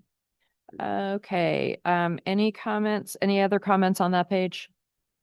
Okay, I could, right Yeah. above the Sharrows comment, so Yeah. middle column, that sentence before there, the city has no bicycle lanes. Right. I was gonna mention this too. Yeah, we do. Yeah. We do. Got some new Over ones by now. VMI, like, that's, yeah, that's true. Just to strike that one little portion. Oh, of that right. sentence. right. I'm sorry, could you highlight where that was again? So Halfway down the middle column. the first word, just get rid of, how, you could say few. Or has only one, but there is a Sharrow, right? I mean, all of South Got Main. tons of Sharrows. Right, right. Lots of Sharrows. The good they do, but we got lots of them. So what are you, Arnie, are you saying to say the city has one bicycle lane? Well, just Few. at least not say we don't have any, Right. however you want. Since we do that. now, yeah. few. You want to somehow say, yeah, you don't want to say something that's factually incorrect. We kind of we would like there to be more of them. Yeah. Right, And I don't know if that's even true. I mean, it's tough. right. Ah. Where do you put them in our city? But that's the point of, it's made earlier that our slow speeds, where the part you were reading, helps with biking. I mean, Arnie's probably, well, John and Arnie both bike a lot, so you probably tell us if that's factual or not, but that's been the approach, is in the entrances to the city, it'd be great to have bike lanes. It's true. I mean, I think there's like, what can you achieve? There's also just like the aspirational stuff, right? Like Yeah. when we look at pedestrian and cyclist deaths globally, like the numbers are astronomical, right? It's like 1 million people a year globally, if you include pedestrians by some estimates. Much lower in the US, right? But it's actually been rising pedestrian. Well, it's not a full, it's lower in the US than the global total, is what I mean by that. Right. So and like if you look at places that have like reduced that number dramatically, they're like places that have separated the people and the bikes from the cars. Right. And of course, in a built out environment, that's hard to do. So we don't want to promise that we're going to achieve all those things, but people need, all over the country, people in these kinds of settings need to be thinking big picture, I think, about like not foreclose the possibility of thinking in those ways. Am I making sense? Yeah, Like at least put that up there aspirational. Because it's one of these things that's been kind of normalized, I think, by just the way that history has shaken out. Am I making any sense, or? Yeah, that Oh, makes yeah. total sense. Absolutely. Absolutely. Okay, you've got enough to work on. I was going to ask if To work with. if it'd be helpful at some point to that comment of, would it be helpful to add a comment somewhere in this that essentially says, as opportunities arise to pursue separating those modes of transportation? Yeah. Yeah. But yeah. That's Yeah. a great idea. Where possible, Where yeah. possible. Yeah. Super. Okay, moving on to page 38 of the packet, page 109. It's a map. Any comments on this one? All right, my only comment was still about the yellow, green, the pale colors. And add the city And, oh yes, and add the city. pre-annexation boundary. Yep. Yeah. Pre-annex map Now, is that, lines. how easy is that to find? I'm not sure. Is that easy for you to do? Is it a GIF? I don't know yet. layout? I think it's the short answer, but You could, Yeah. alternatively, you could strike the comment from the previous page. It- That draws. Right, that would, Except it makes, I don't know, it makes sense. Like you said, you can tell when you're walking around can that kinda this tell. this area was annexed from the county. Mhm. I just don't know if we have a good map that's easily accessible, or if you're gonna have to do a bunch of research to pull it together. I already have a note to Okay. check into that, but we had a great map in the first level of Old City Hall. And I think that is in my office, Okay. tucked away somewhere. So if I can find it, I'll take a picture of it and send it to you. And then I don't know, do you think it's just like a lightly dashed Yeah, I line that think sort of something like that. approximates the yeah, because if even if you just have a picture of it, we can definitely digitize that. more or pretty less? Yeah. Yeah, that would be great to get digitized just Yeah. for sort of historical for sure. record.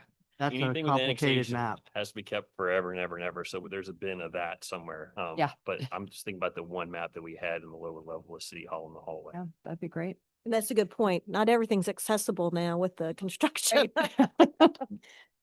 All right, moving on to page 39, 110 of the plan.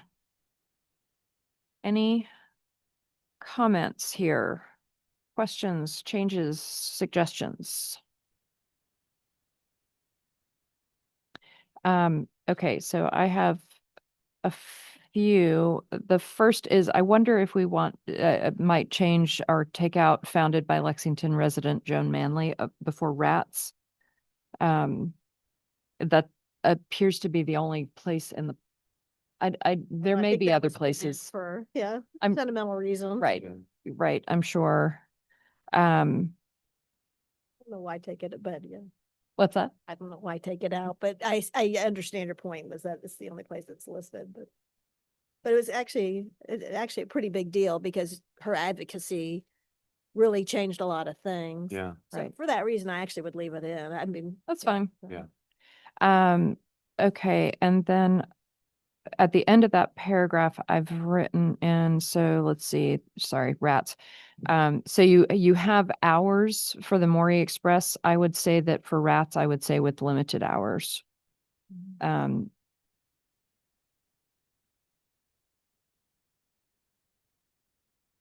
Mhm. And then in the next paragraph, I would sort of stick with one setup of Lexington, Buena Vista, and Rockbridge County. And maybe it's just because it was right ahead, but it's twice in the two paragraphs before that, you've got it. Oh no, it's mixed up everywhere. Sorry, never mind. But It- going back and just reordering them such that it's the same order each time would be. I Yeah. think I would, just because it's sort of like, it Easy makes your enough. brain sort of like have to work that much, a little Mhm. bit harder.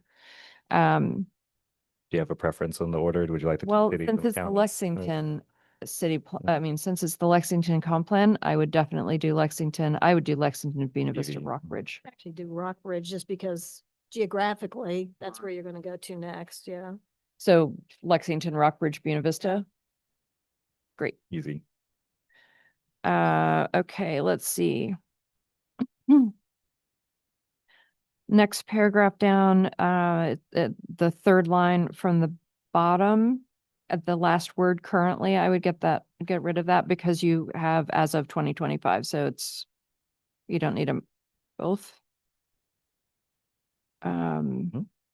Next, so the end of that paragraph at the top of the second column, I would remove between educational, so this is, the sentence is, the Virginia Breeze is an important transportation alternative that improves regional connections. And this is the part I would strike, between educational centers and enhances Lexington's knowledge economy. And I propose striking that and then instead substituting and allows for transportation between Lexington and regional and international airports, as well as passenger train service. Since we're talking about transit and So just to make sure I got it, you said and allows for transportation between Lexington and you said regional and international airports, as well as to passenger rail service. Does the Breeze actually drop you off at passenger rail? Well, it gets you to Roanoke. That Or where, Right. I don't think it'd be at the Amtrak station, but could you still get there potentially? I know like in Stanton, that's the one I can speak to, and it's not, it's, several miles down the road Is it? from the Amtrak station, but I couldn't speak to Roanoke or others. But okay, well, then maybe is that something you could check on Yeah, and to you can see certainly look if there's into a it. way to get.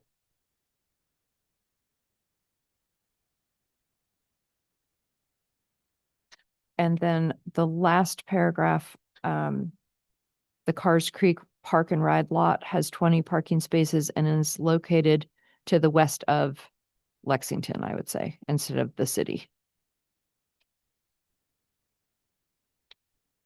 replace Lexington with the, or I'm sorry, replace the city with Lexington. Yes. Anybody else have anything else on that page? All right, moving on to page 40, 111 in the plan. Any comments on this page? I have one for the entire page. It's under rail. And it's sort of the lower half. Rail services also available from Lynchburg, I would say, comma, Charlottesville and Roanoke. Now, I do not know if Roanoke serves the Crescent Line, but I guess it probably does because it goes from Roanoke into Charlottesville. If I'm remembering right, I think that there's a spur line that goes out to Roanoke. Okay. I don't know if technically it's the Crescent or which line it is. I know at least physically there's like one line and then there's a spur that comes Okay. out to. I think Northeast Roanoke. Regional does too. Oh, I think Northeast Regional Line does Yeah, too. okay. I was coming back recently from Hartford, started Springfield, went Uh-huh. into Roanoke. Yeah, awesome. So then should we add that? So Amtrak's Crescent and We should probably go- Northeast yeah. and Northeast Regional. I don't know how frequently, but Okay.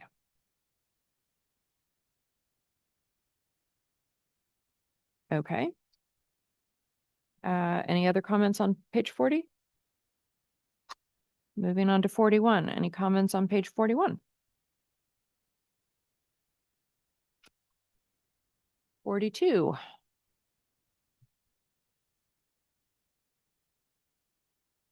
$43. I have a few comments on this page. Okay. I was really surprised to see the number of commuters has doubled from the previous plan. That's crazy. So the other thing that could be playing into that is when you run this LHD analysis, it gives you two options. It gives you private jobs or all jobs. Ah. And I think the previous plan included just private jobs and I included all jobs. So I think that speaks to why it jumped up so much. Yeah. I can include either one if you have a preference between whether or not you'd like private or all, but mhm. Why wouldn't Yeah. you use all? Why wouldn't you? That's why I went with it. Okay, But yeah. I agree with Yeah. your choice. That was just an observation, Yep. but the Venn diagram looks like it was copied from the last plan. Hmm. And it's actually, the numbers have changed, so Hmm. that if you want that to be an accurate Venn diagram, you have to change it. Sorry. No, actually, honestly, I'm pretty sure it has been changed, but it is, It looks- I know what you mean. It's definitely not It sure proportionally looks correct. Exactly but- identical to the one from the prior plan, and the percentages have changed. So that particular Venn diagram is also just a natural output of the LHD tool Oh, on the really? map. And so that's not one that we create ourselves. So what I'm wondering is if every time it populates that, it doesn't actually do it proportionally. It just has the same.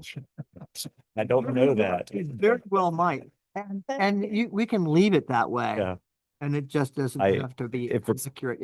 It's reasonably accurate. Yeah, I also Close enough. could go and actually drop it into Excel and create an actual Venn diagram if you prefer the one that is truly proportional. But that is just one of the on the map tools called output that it sort of just spits out Oh, automatically. I bet you're right about that.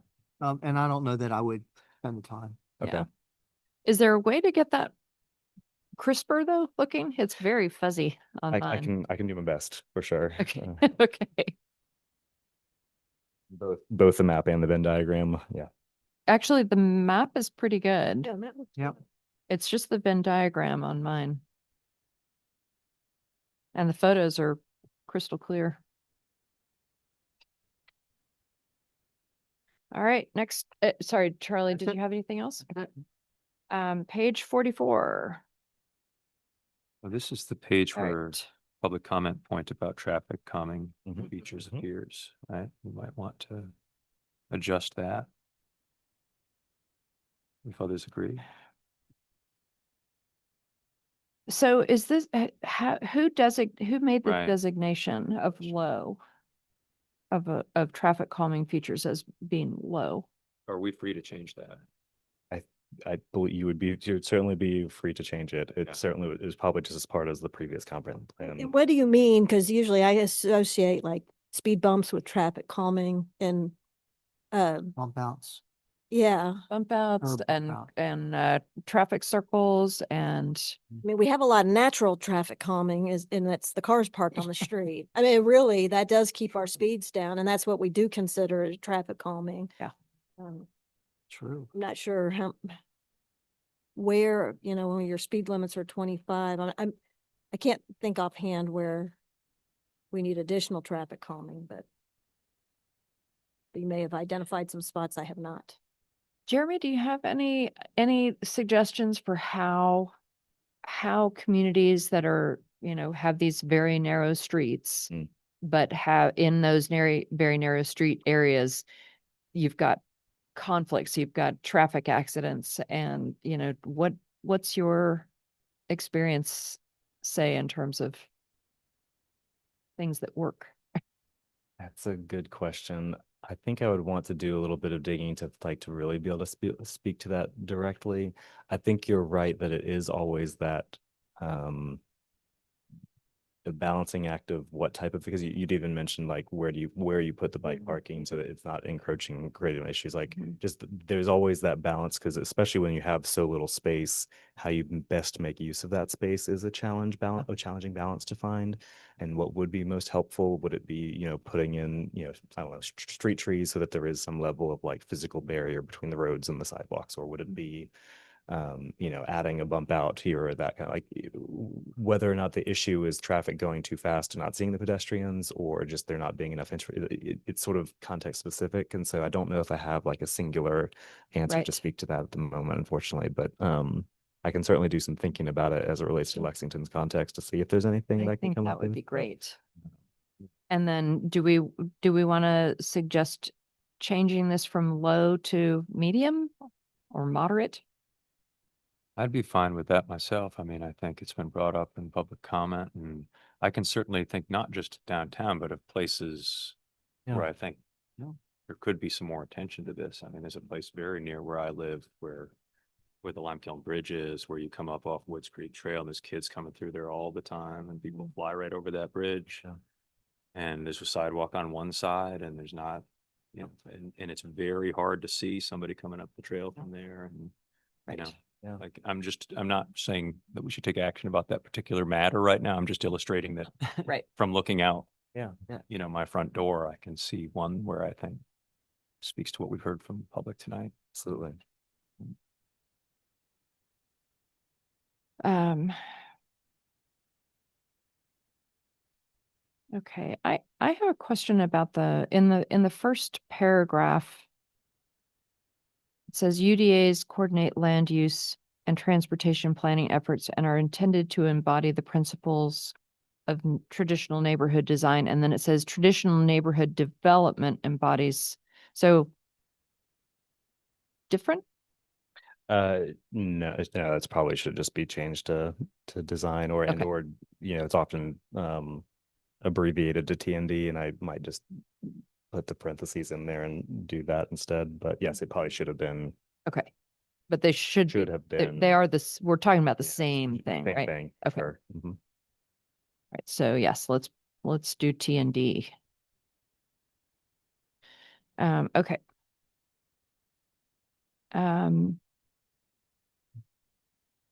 So I had also a question in the paragraph that begins the General Assembly.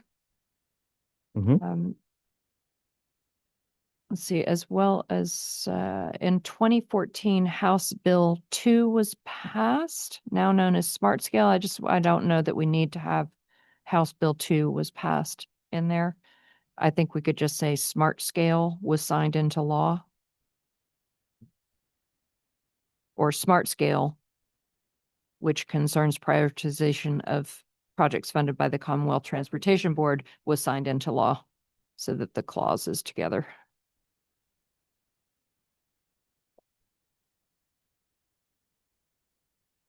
Any other comments on this page?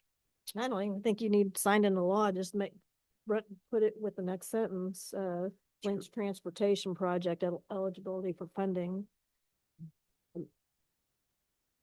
Ah, right, yes, exactly. All right, so just get rid of it entirely. So in 2014, Smart Scale concerning prioritization of projects was funded by the Commonwealth Transportation Board, period, the legislation links, et cetera. And I'd even take out work? 2014. It's been long Right. enough that that's just how it is. Yep, Yeah, yep, You know? yep. Right. Perfect. Right. Fewer words. Good. Okay, next page, 45, 116 in the plan. Any comments? I have two comments. One is, again, the color. Colors. And then the other one refers back to the map on page 35, so 10 pages ago. So on page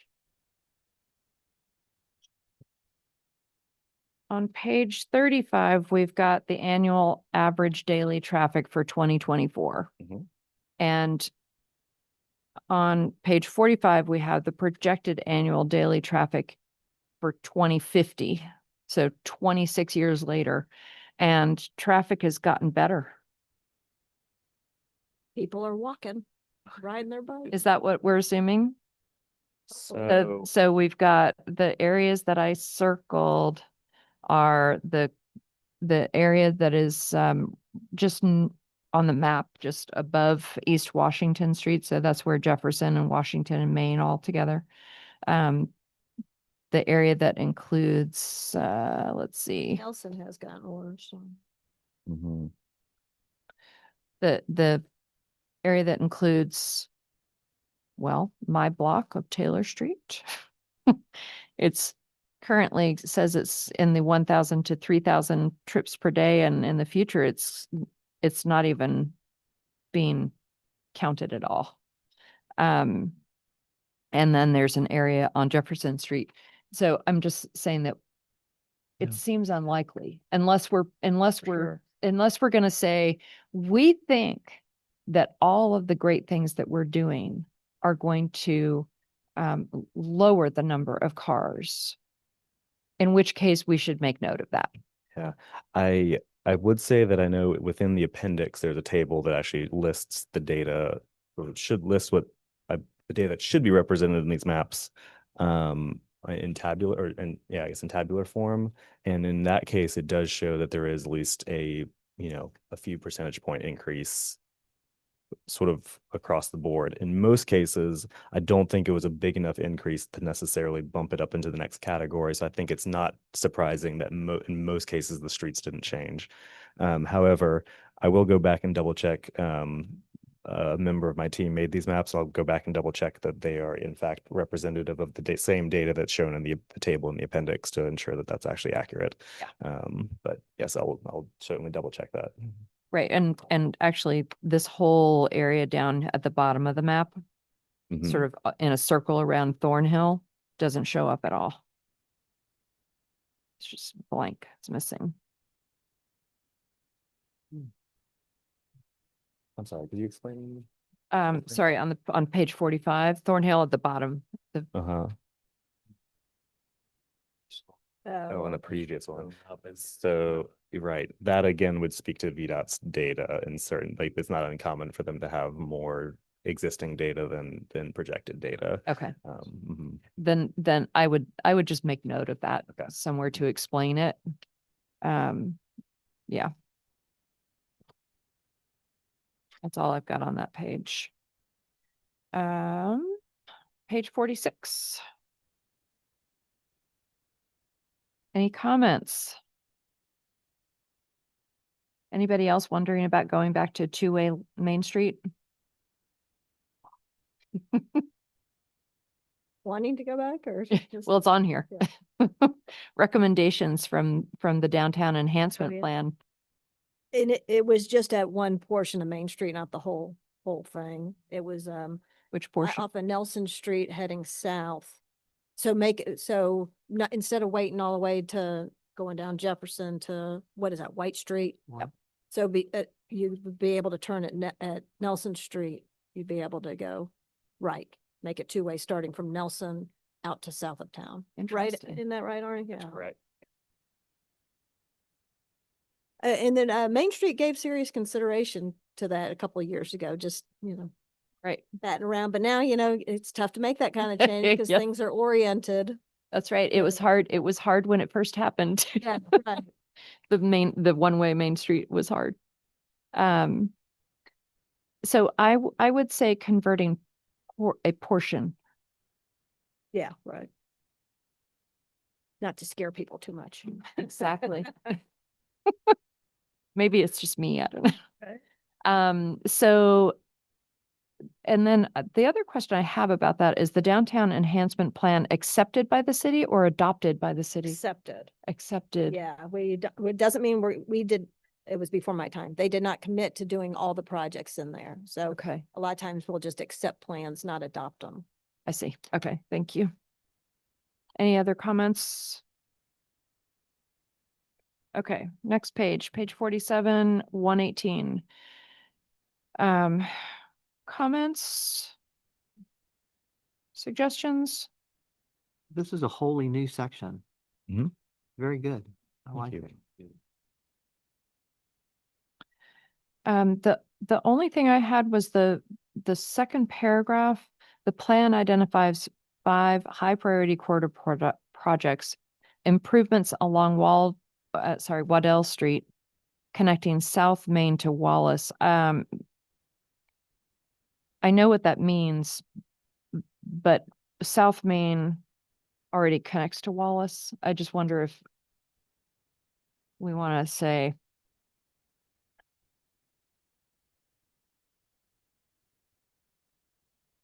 which is to, you know what I mean? We're talking about It's sidewalks, because I don't think there's any sidewalks from No. well, there's South Main to Wallace. Would, It's the pedestrian portion that you're trying to get to. So it's pedestrian improvements along Waddell connecting. Yeah, right. or, well, or even like from South Main to Wallace instead of connecting? No. so are we actually, so Wallace Street goes all the way to Waddell, right? From Wallace goes from Main Street Yeah, right. all the way up Mhm. to Waddell. Mhm. So it's just it's confusing that it's because Wallace It really should just is say, already yeah, it should just say Main and Waddell Street. And actually, that's our next big sidewalk project is Waddell Street. right. So taking Wallace Street out then.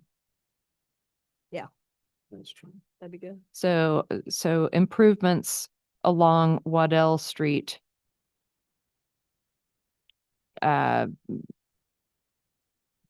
From South Main to Waddell, maybe. Does that, or South Main along Waddell to Wallace? Sorry, yeah. I think what this is sort of codifying is what's in our like PED plan. So segment 1A is along Waddell Street from South Main to Wallace. 1B is from Wallace to Wallace Houston. along the bubble pool over to Houston. 1C goes down Miller Street. So maybe it's connecting the sidewalk is what is missing there. Because that's what that project is, right? That's the sidewalk. Mm-hmm. Correct. I don't believe there's any bike component to that. I think that's all sidewalk or pedestrian connection. So The Wallace sidewalk, does it go all the way to Moy River? Yeah. Okay. yep, it does. So Yeah. No. the Wallace Street sidewalk? Oh, yeah, sorry. Wallace Street Street does goes all the go, way and more the over. narrow little section does go all the way to the On one corner. Right. side. On one side, correct. So maybe maybe it should just be sidewalk improvements along Waddell Street connecting South Main to Wallace. Or even adding a sidewalk along. Oh, no, never mind. Well, sidewalk We'll do that there. installation, Yeah, is that the right word? installing a side, yeah. Mm-hmm.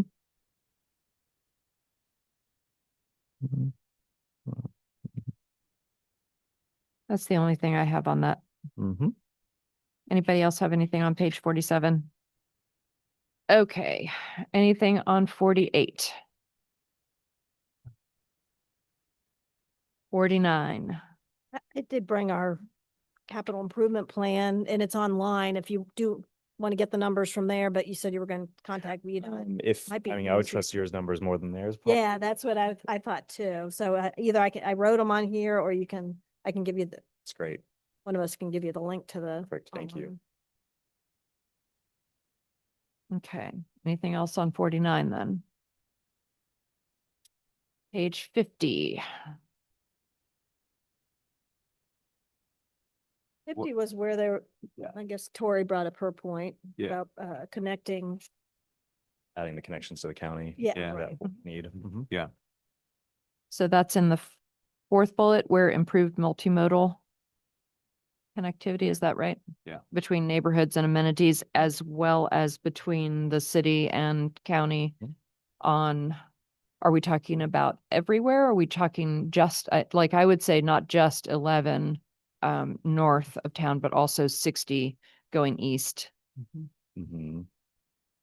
I guess I'd have to think about how to wordsmith it, but it could be to, I don't know, connections to shopping centers or something to that effect within the county or in the Yes. county or something like that. Yeah. Like that, because even out south Main Street too, you know, and Oh, that's stuff true. like the country club neighborhood and all that too. Shopping centers, schools, and Uh-huh. like recreational spaces or something like Yep. that because of the point about Chessie, among other things, right? Right.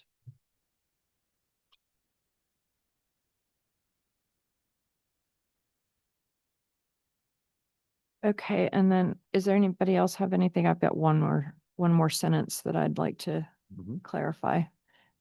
Anybody else have anything? None. Okay, it's in the main first paragraph. It says, since Lexington's road, I'll just read the sentence I'm talking about. Since Lexington's road network is projected to accommodate automobile traffic through 2045. Which, yes, yes, it is.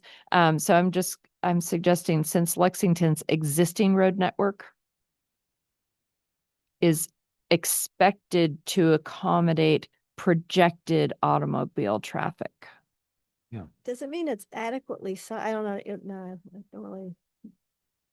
Projected that to mean? adequately, What does that mean? What's that sentence supposed to be saying? I though? think the sentence is supposed to be saying that, at least according to VDOT's data, even if you project out what the traffic is supposed to be in Yeah. 2045, there's sufficient roadway capacity to accommodate it. That's basically what it's saying, something more like that. Closer to that, Okay. sufficient, Totally.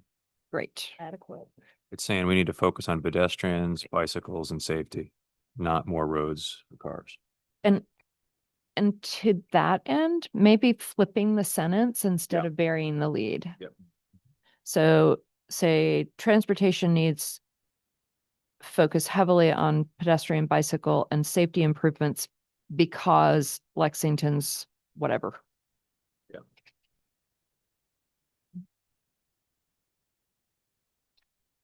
Okay, moving on to page 51.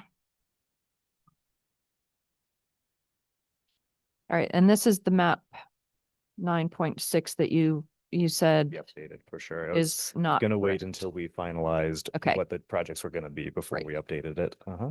Great, okay. So then moving on to page 52. So do we, so are we, like, how are these chosen, these priority transportation projects? Yeah, so again, the majority, let's see, of the short-term recommendations, what, 6 of them are directly from the bike ped plan. So number 1, the Waddell Street pedestrian improvements, as we mentioned, is straight from the bicycle pedestrian plan. The connection path, number 2, is that 1B that Arnie mentioned earlier as part of I guess I should go back within the bike ped plan, there's the Waddell Street improvements, which include 1A, 1B, and 1C. And those first 3 projects are 1A, 1B, and 1C. Let's see, if you drop down to number 6, the Spotswood Drive bicycle improvements, that's number 2 from the bicycle and pedestrian plan. The East Nelson Streets improvements is number 3 from the bicycle pedestrian plan. I believe, if I'm remembering correctly, the South Main, that's right, I'm sorry, if you flip over to the next page, number 8 within long-term recommendations, that was number 4 from the bicycle and pedestrian plan. That was already represented in the previous comp plan as a long-term recommendation, which is why it was included there. And then same thing with the downtown intersections improvements was number 5 from the bicycle and pedestrian plan. So all of those were coming straight from the projects represented in the bike ped plan. I believe all of the other projects, so that would be 4, 5, 10, and what's functionally 11 are all represented from the previous comprehensive plan. Okay, thank you. Mhm. So this seems like it would be a good place for bike parking, It's true. since these are the priority transportation projects. Yep. And I think we've heard a lot over, from the bike and pedestrian plan, also from public input Yep. about Mhm. bike. And so I think that that would be good. Point. Can you work that in somewhere? Would, I guess just to make sure we're keeping it properly focused, is there a particular area within town that you'd like them to be focused? Would be like downtown would be the primary, like identify, like say, it could even, wouldn't necessarily need to be a full study, but, assessing where the best locations within the downtown would be and then implementing or installing bicycle parking, where those are, or is it more of just more of a broad statement? Because I guess I would add that at least within the way that VDOT would traditionally want these projects to be is that it's a discrete or concrete enough project that you could sort of put it in an application to VDOT and have them fund it kind of thing. Okay, And so what about, so for example, here, if I was going to bike to the grocery store, Yeah. there would be nowhere Mhm, for sure. to lock my bike except to itself. Or maybe I could lock it to the, is there a bike rack? Kroger has a bike rack. Yeah. I've Two never seen it. Things. I don't ride my bike Fortunate there. thing is they park their grills that they presumably used up on against those. So at best you might be able to get one bike on either side or on either side of. So wait, I'm sorry, there's a bike rack, or are you just talking about you That's can what lock it to the thing's cart called, rack? Just the individual round so that you can maybe lock to one side and one to the other. But unfortunately they have gas grills that I think they use for the store that are on one side. So that prohibits the full use of the very limited bike parking that they do provide. Okay, so it sounds like it may be bike parking, but it's being used for grills. Is that right? Or at least half of it. Okay, It's all odd right, that- so I'm not actually Bike parking. not really that unobservant. It's in, Okay. it's on the left-hand side as you're looking at, it, so it's Yeah. close to the entrance. It's For the an propane. odd spot, and- odd spot. Nice. Okay, so the point stands. Yeah. That it would, I wonder if we could say, going from neighborhoods, where would you want to ride your bike to? Like, you might want to ride your bike to a store. You might want to ride your bike to activities. You might want to ride your bike to work. And so I'm not sure, I think focusing just on downtown wouldn't necessarily, Limiting. yeah, it would be pretty limiting. I guess I mean, you ride your bike. Where would you want bike racks? I don't know whether you all ride your bikes. Kroger, for sure. Kroger here. Beer run. Not sure who that official was that was being referenced earlier in the public comment whose bike is out front. I don't know. I think it's worth some thought. Yeah, I think the point that I can't give an immediate list of places, but I think the point you're making is really, really important. You'd want to step back and think about like if you're trying to facilitate people to bike, they can't just think about where do they already bike, Yeah. but where would they bike if they had the infrastructure in place to facilitate that, right? Right. And I don't know about this, but maybe the high school? I mean, I'm sorry that Tori's not here, but Yeah. I don't know whether students would ride their bikes to the high school or not. I don't have a sense of that. Ride. Yeah. Bridge is freaky. Right. I think it's even, the bridge is one thing, but I think it's 11 past the bridge is the real, Yeah. that's. It's a wide, Mhm. fairly wide. I don't know how much desire there is to ride the bike there, but. Yeah. And the bridge, actually, there were complaints about the bridge. I have ridden my bike on the bridge. I didn't mind the bridge. I thought that was. Yeah, I bike over the bridge with great frequency, but I think you do have cars going by you real Yeah. fast. Oh, I bike on the sidewalk. Yeah, oh, right. So Usually people on the sidewalk. Mhm. definitely makes some people nervous and maybe with Yeah. reason, but I think for me, the real issue is once you get over that not the real, it's all real. But once you get over that bridge, how are you going to get to the high school? Yeah, that Right? intersection. How are you going to get to Walmart? How are you going to get to Starbucks? Any of those places, you know? Just Okay. in terms of trying to think through, I guess since there is some level of, it sounds like there's some more, I guess noodling on exactly where we'd like all the bike parking to be. Strategy 1.4 does state to support the development of facilities and parking for bicycles and other micromobility devices. So I guess we have a couple options. One, we could just leave that general statement as a strategy to support the additional bike parking throughout the city, as you continue noodling to figure that out, and or Sorry, where was that? sorry, the last page, the Move goals, on to objectives, and page strategies. 54. I got you. 125. 1.4 is the supporting the development of facilities for parking for bicycles and other micromobilities. So that would be an option, would be to leave it more general like that as one of the strategies instead of a goal, or we could leave that strategy and also add an additional project. But I guess I'm mostly just trying to think through all of the other projects are pretty specific in terms of exactly where we're putting what facilities and how far they were going to go, and which ultimately lets you then have like a real cost estimate to be able to associate with it. And so I guess I'm wrestling with if there's still, unless we're going to include it as like a study, say like conduct a bike ped study to identify where we want to put them, I'm sorry, bike ped parking study. That might be the way to do it. So anyway, I guess both those options are on the table. Happy to go either direction with that, but wanted to at least raise that to the table if it is represented within the strategies. Yeah.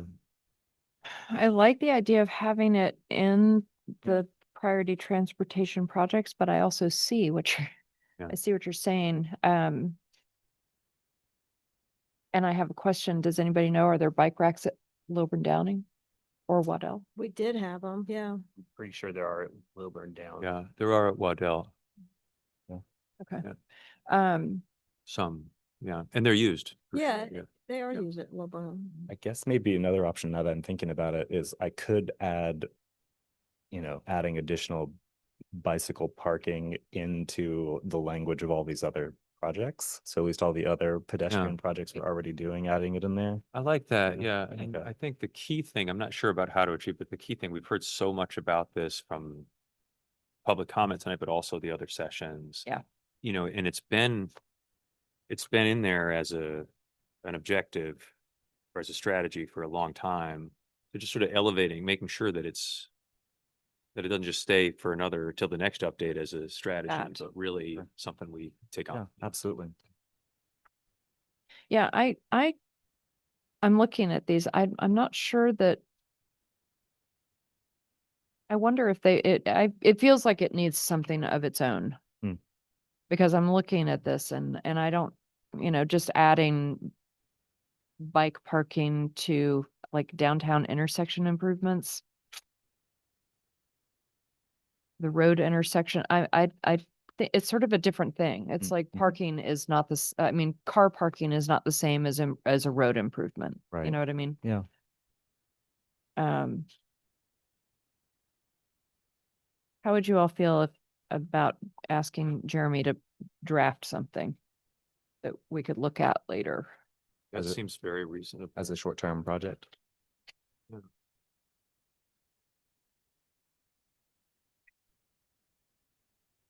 Okay. Page 54, goals, objectives, and strategies.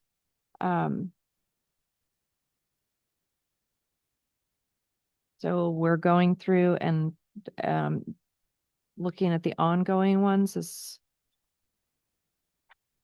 We've got, looks like the ongoing ones that I've identified are 1.1, 1.2,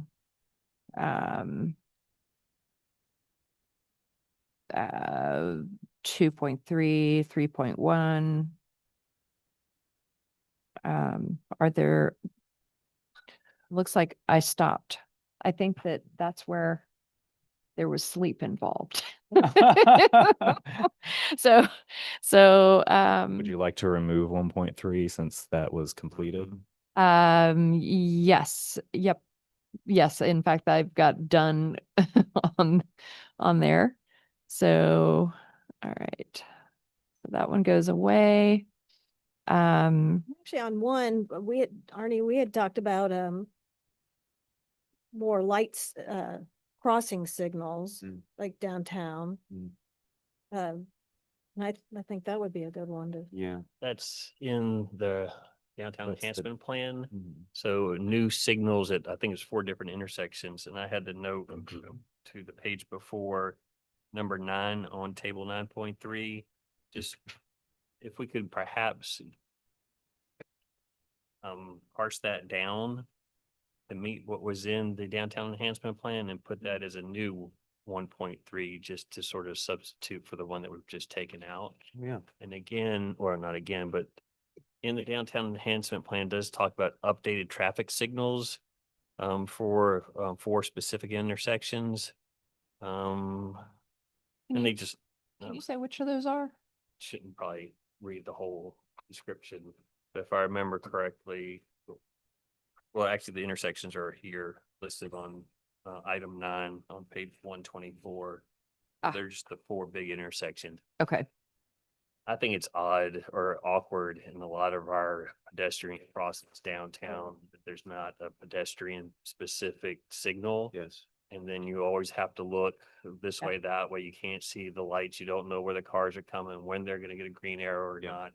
So it would be nice to have updated traffic signals just in general downtown, but specifically with the pedestrian activated buttons. So if, and I think it would help us if there is even grant money to pull it forward from the transportation recommended priorities or on previous page to actually make it a strategy. Great. It's a great idea. I have a question. There is a street crossing, the one that's right there at the Mayflower that goes onto Houston Street, where the crosswalk is far enough away that if you are standing on the Houston Street side and the light is green for the cars who are now sort of back over here and cannot see you, you have to walk into the street before they can see that there is a pedestrian and they come at speed. And so I wonder if that's not, given that there's a school over there, that there's 2 retirement communities, and it's a little bit of, I just wonder if that's an area that we might think about. Well, targeting. along with that, and even at the post office, right now, those 2 crosswalks, I think that one's true, that there's no delay for the pedestrian. Right. Yeah. Which to me makes no sense to not even have a 10-second delay to let the pedestrian get out in the Right. street. Yes. And that's something the city should be able to do, but we should, yeah, if we could. That's just programming. Yeah, I presume. think that's just programming. The other intersections you're talking about, it's just so awkward because it's offset. Yeah. Yeah. Yep. The sidewalk's on that side, so you can't cross over, and then Right. in front of the Mayflower where you are more visible. So I don't know what the solution there. But I think even programming to give a delay to where it's just the Oh, to walker let- would help. okay, good point. Yeah. Right. Okay. And then maybe have a sign that says delayed green for pedestrians or something. Or watch out for a pedestrian, but there's no place to hang that. Never mind. Yeah. Yeah. I it's- don't know. it's hard to do anything at that intersection, right? Yeah. Right.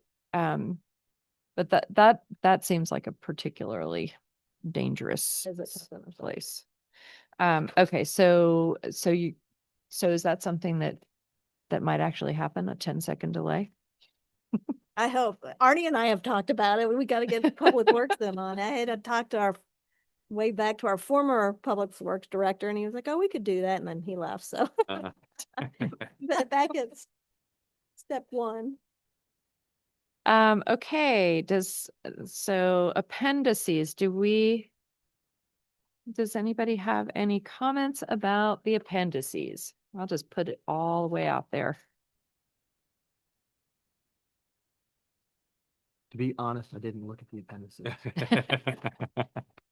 It simply just provides some additional data on I'm the glad you traffic did. and crash. I'm interested in the appendices. I Yeah. just didn't have an opportunity to look. at Right. it. There's a lot of good information in the Yeah. appendices. Indeed.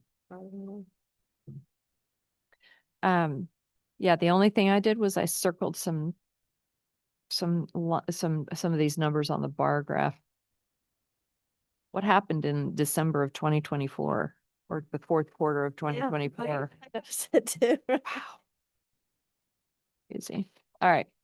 And then, Trying to yes, think if there- again, with the hard to read dots, the yellow and orange and yeah. Yes. Okay. I think, or does anybody else have any final comments for Jeremy? You're very patient with us. Always a pleasure. No? Okay. Thank you so Absolutely. much. Thank you. Really appreciate it. Thank you. Okay, moving on to ZOA 2026-01 Townhouse Amendment. Arnie, do we have a staff report? We do. And just as I'm flipping pages, we covered pretty well the townhouse. And then one thing I didn't do, because I wasn't thinking at that point in the meeting, is you didn't need to vote at that particular Right. point Yeah. because we weren't actually holding the public hearing. Right. So that's confused some folks. So it has not been approved prior to tonight's actual public hearing. Right. Just to hold to provide a staff report, we are proposing that the townhouse standards, item C, so that would be section 420-11.1.7 C, that reads, any townhouse shall front on or be accessed by a public street, for that to be deleted, so that there is flexibility for townhouse developers to provide access to townhouses on a public street, but also on a private driveway. And I'm not going to add any more because we did have a good discussion last time, thinking about wordsmithing that to make it explicit. Then with good public input, realize perhaps it's not needed. And I think where you landed at the last meeting was that for the public hearing, we should provide the language that, or show that it should be deleted. And that's what we've done in the packet. And I have no further comments. Happy to answer any questions. Okay, anybody got any questions for Arnie? Okay, I'm gonna open the floor for public comment. Anybody want to make a comment? No? Okay. All right, closing public comment and we'll move on to commission discussion. Any thoughts? I did receive an email about this. And it had,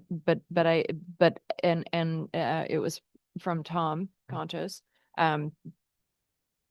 But I have to say that it was about setbacks and side yards and I can't say it that I'm quite clear on how it's related to this. So I don't know what since Mr. Contos didn't make any public comment, I just so I just wanted to say that I did receive some comments by email. I also add that if appropriate at this point, because your discussion, I did get a phone call today from somebody who I thought was going to 100% show up in opposition to townhouses for a number of reasons. Just townhouses in general? Well, townhouses in specific to fire, if there's a big fire, why would we not want a public street of X amount of width to allow fire equipment there? This gentleman also thought townhouses were just a blight, not a type of use that we should allow, and he used a comparison of what's going on apparently in Harrisonburg, and he thought that was not a long-term use or typology that would be acceptable here. And then there's one other reason that, and he's also being protective of his backyard or a parcel in his area that he thought might be developed, but I do not know how you develop that interior lot in the middle of that block. Yeah, right. There's still one point that I'm missing. What are the height restrictions on townhouses? Height restrictions are actually per zoning as opposed to per town or per type of structure. Okay, height. and so the same would be true for setbacks and side yards, et cetera. Mm. Correct? And any townhouse development presumably would have to, like the fire marshal, like people would be looking at That's what- access of. the Correct, way. you're Yeah. correct.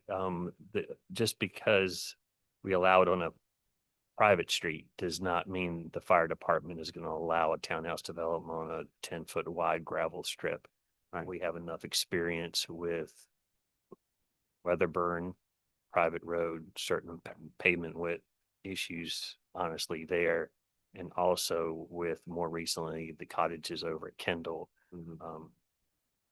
that are private. So your point is accurate. For life safety purposes, we would not allow something insufficient. Anybody? Sure. I move to approve zoning ordinance amendment ZOA 2026-01 for the deletion of the requirement for townhouses to front on or be accessed by a public street. Second. All in favor? Aye. Aye, and opposed? And the motion carries. Okay. Do you have, Arnie, do we have a zoning and planning report? Those zoning planning report. Okay. City council report? Yeah, and I have to apologize. I reported at council last week that we had passed that because we We did. it was advertised and everything, but it's, I'll correct myself. Hey, and speaking of corrections, on the airport feasibility study, I think Shannon, you asked about, will the study identify locations? And at one point I thought that was presented to us that it would, but when I read through the slides for it, it specifically said they will not present a location as part of the feasibility study. They will state what the requirements are. Okay. But then that's a separate process, I guess. Okay. That's something that happens after. All right. which Thank you for it was- checking on that. Good to know. And then the only other thing I'll throw in is that the Courthouse Square project, we received an update on that, and it should be done, and the dedication will be April 30th, and I believe at 11 a.m. Great. That's all I have. All right. Hard Yeah, it looks great, and they are working hard. weekends and nights and. Got to take advantage of the good weather when you have it, 'cause Yeah, they had a lot of indeed. bad weather to work with. Indeed. All right, then I need a motion and a second to make it all become a thing of the past. I move to adjourn. I second that. All in favor? Aye. We are adjourned. Thank you, everybody. Thank you. Leslie, I saw that you were the liaison when the comprehensive plan that in effect with. Yeah. Gosh, you've been doing this for a while, haven't you? I know, maybe too long, but You're long suffering. it's good to see different groups' reaction to the plan and to see some progress made on it. But Yeah. yeah, it's interesting to see how this goes. Yep. That was great.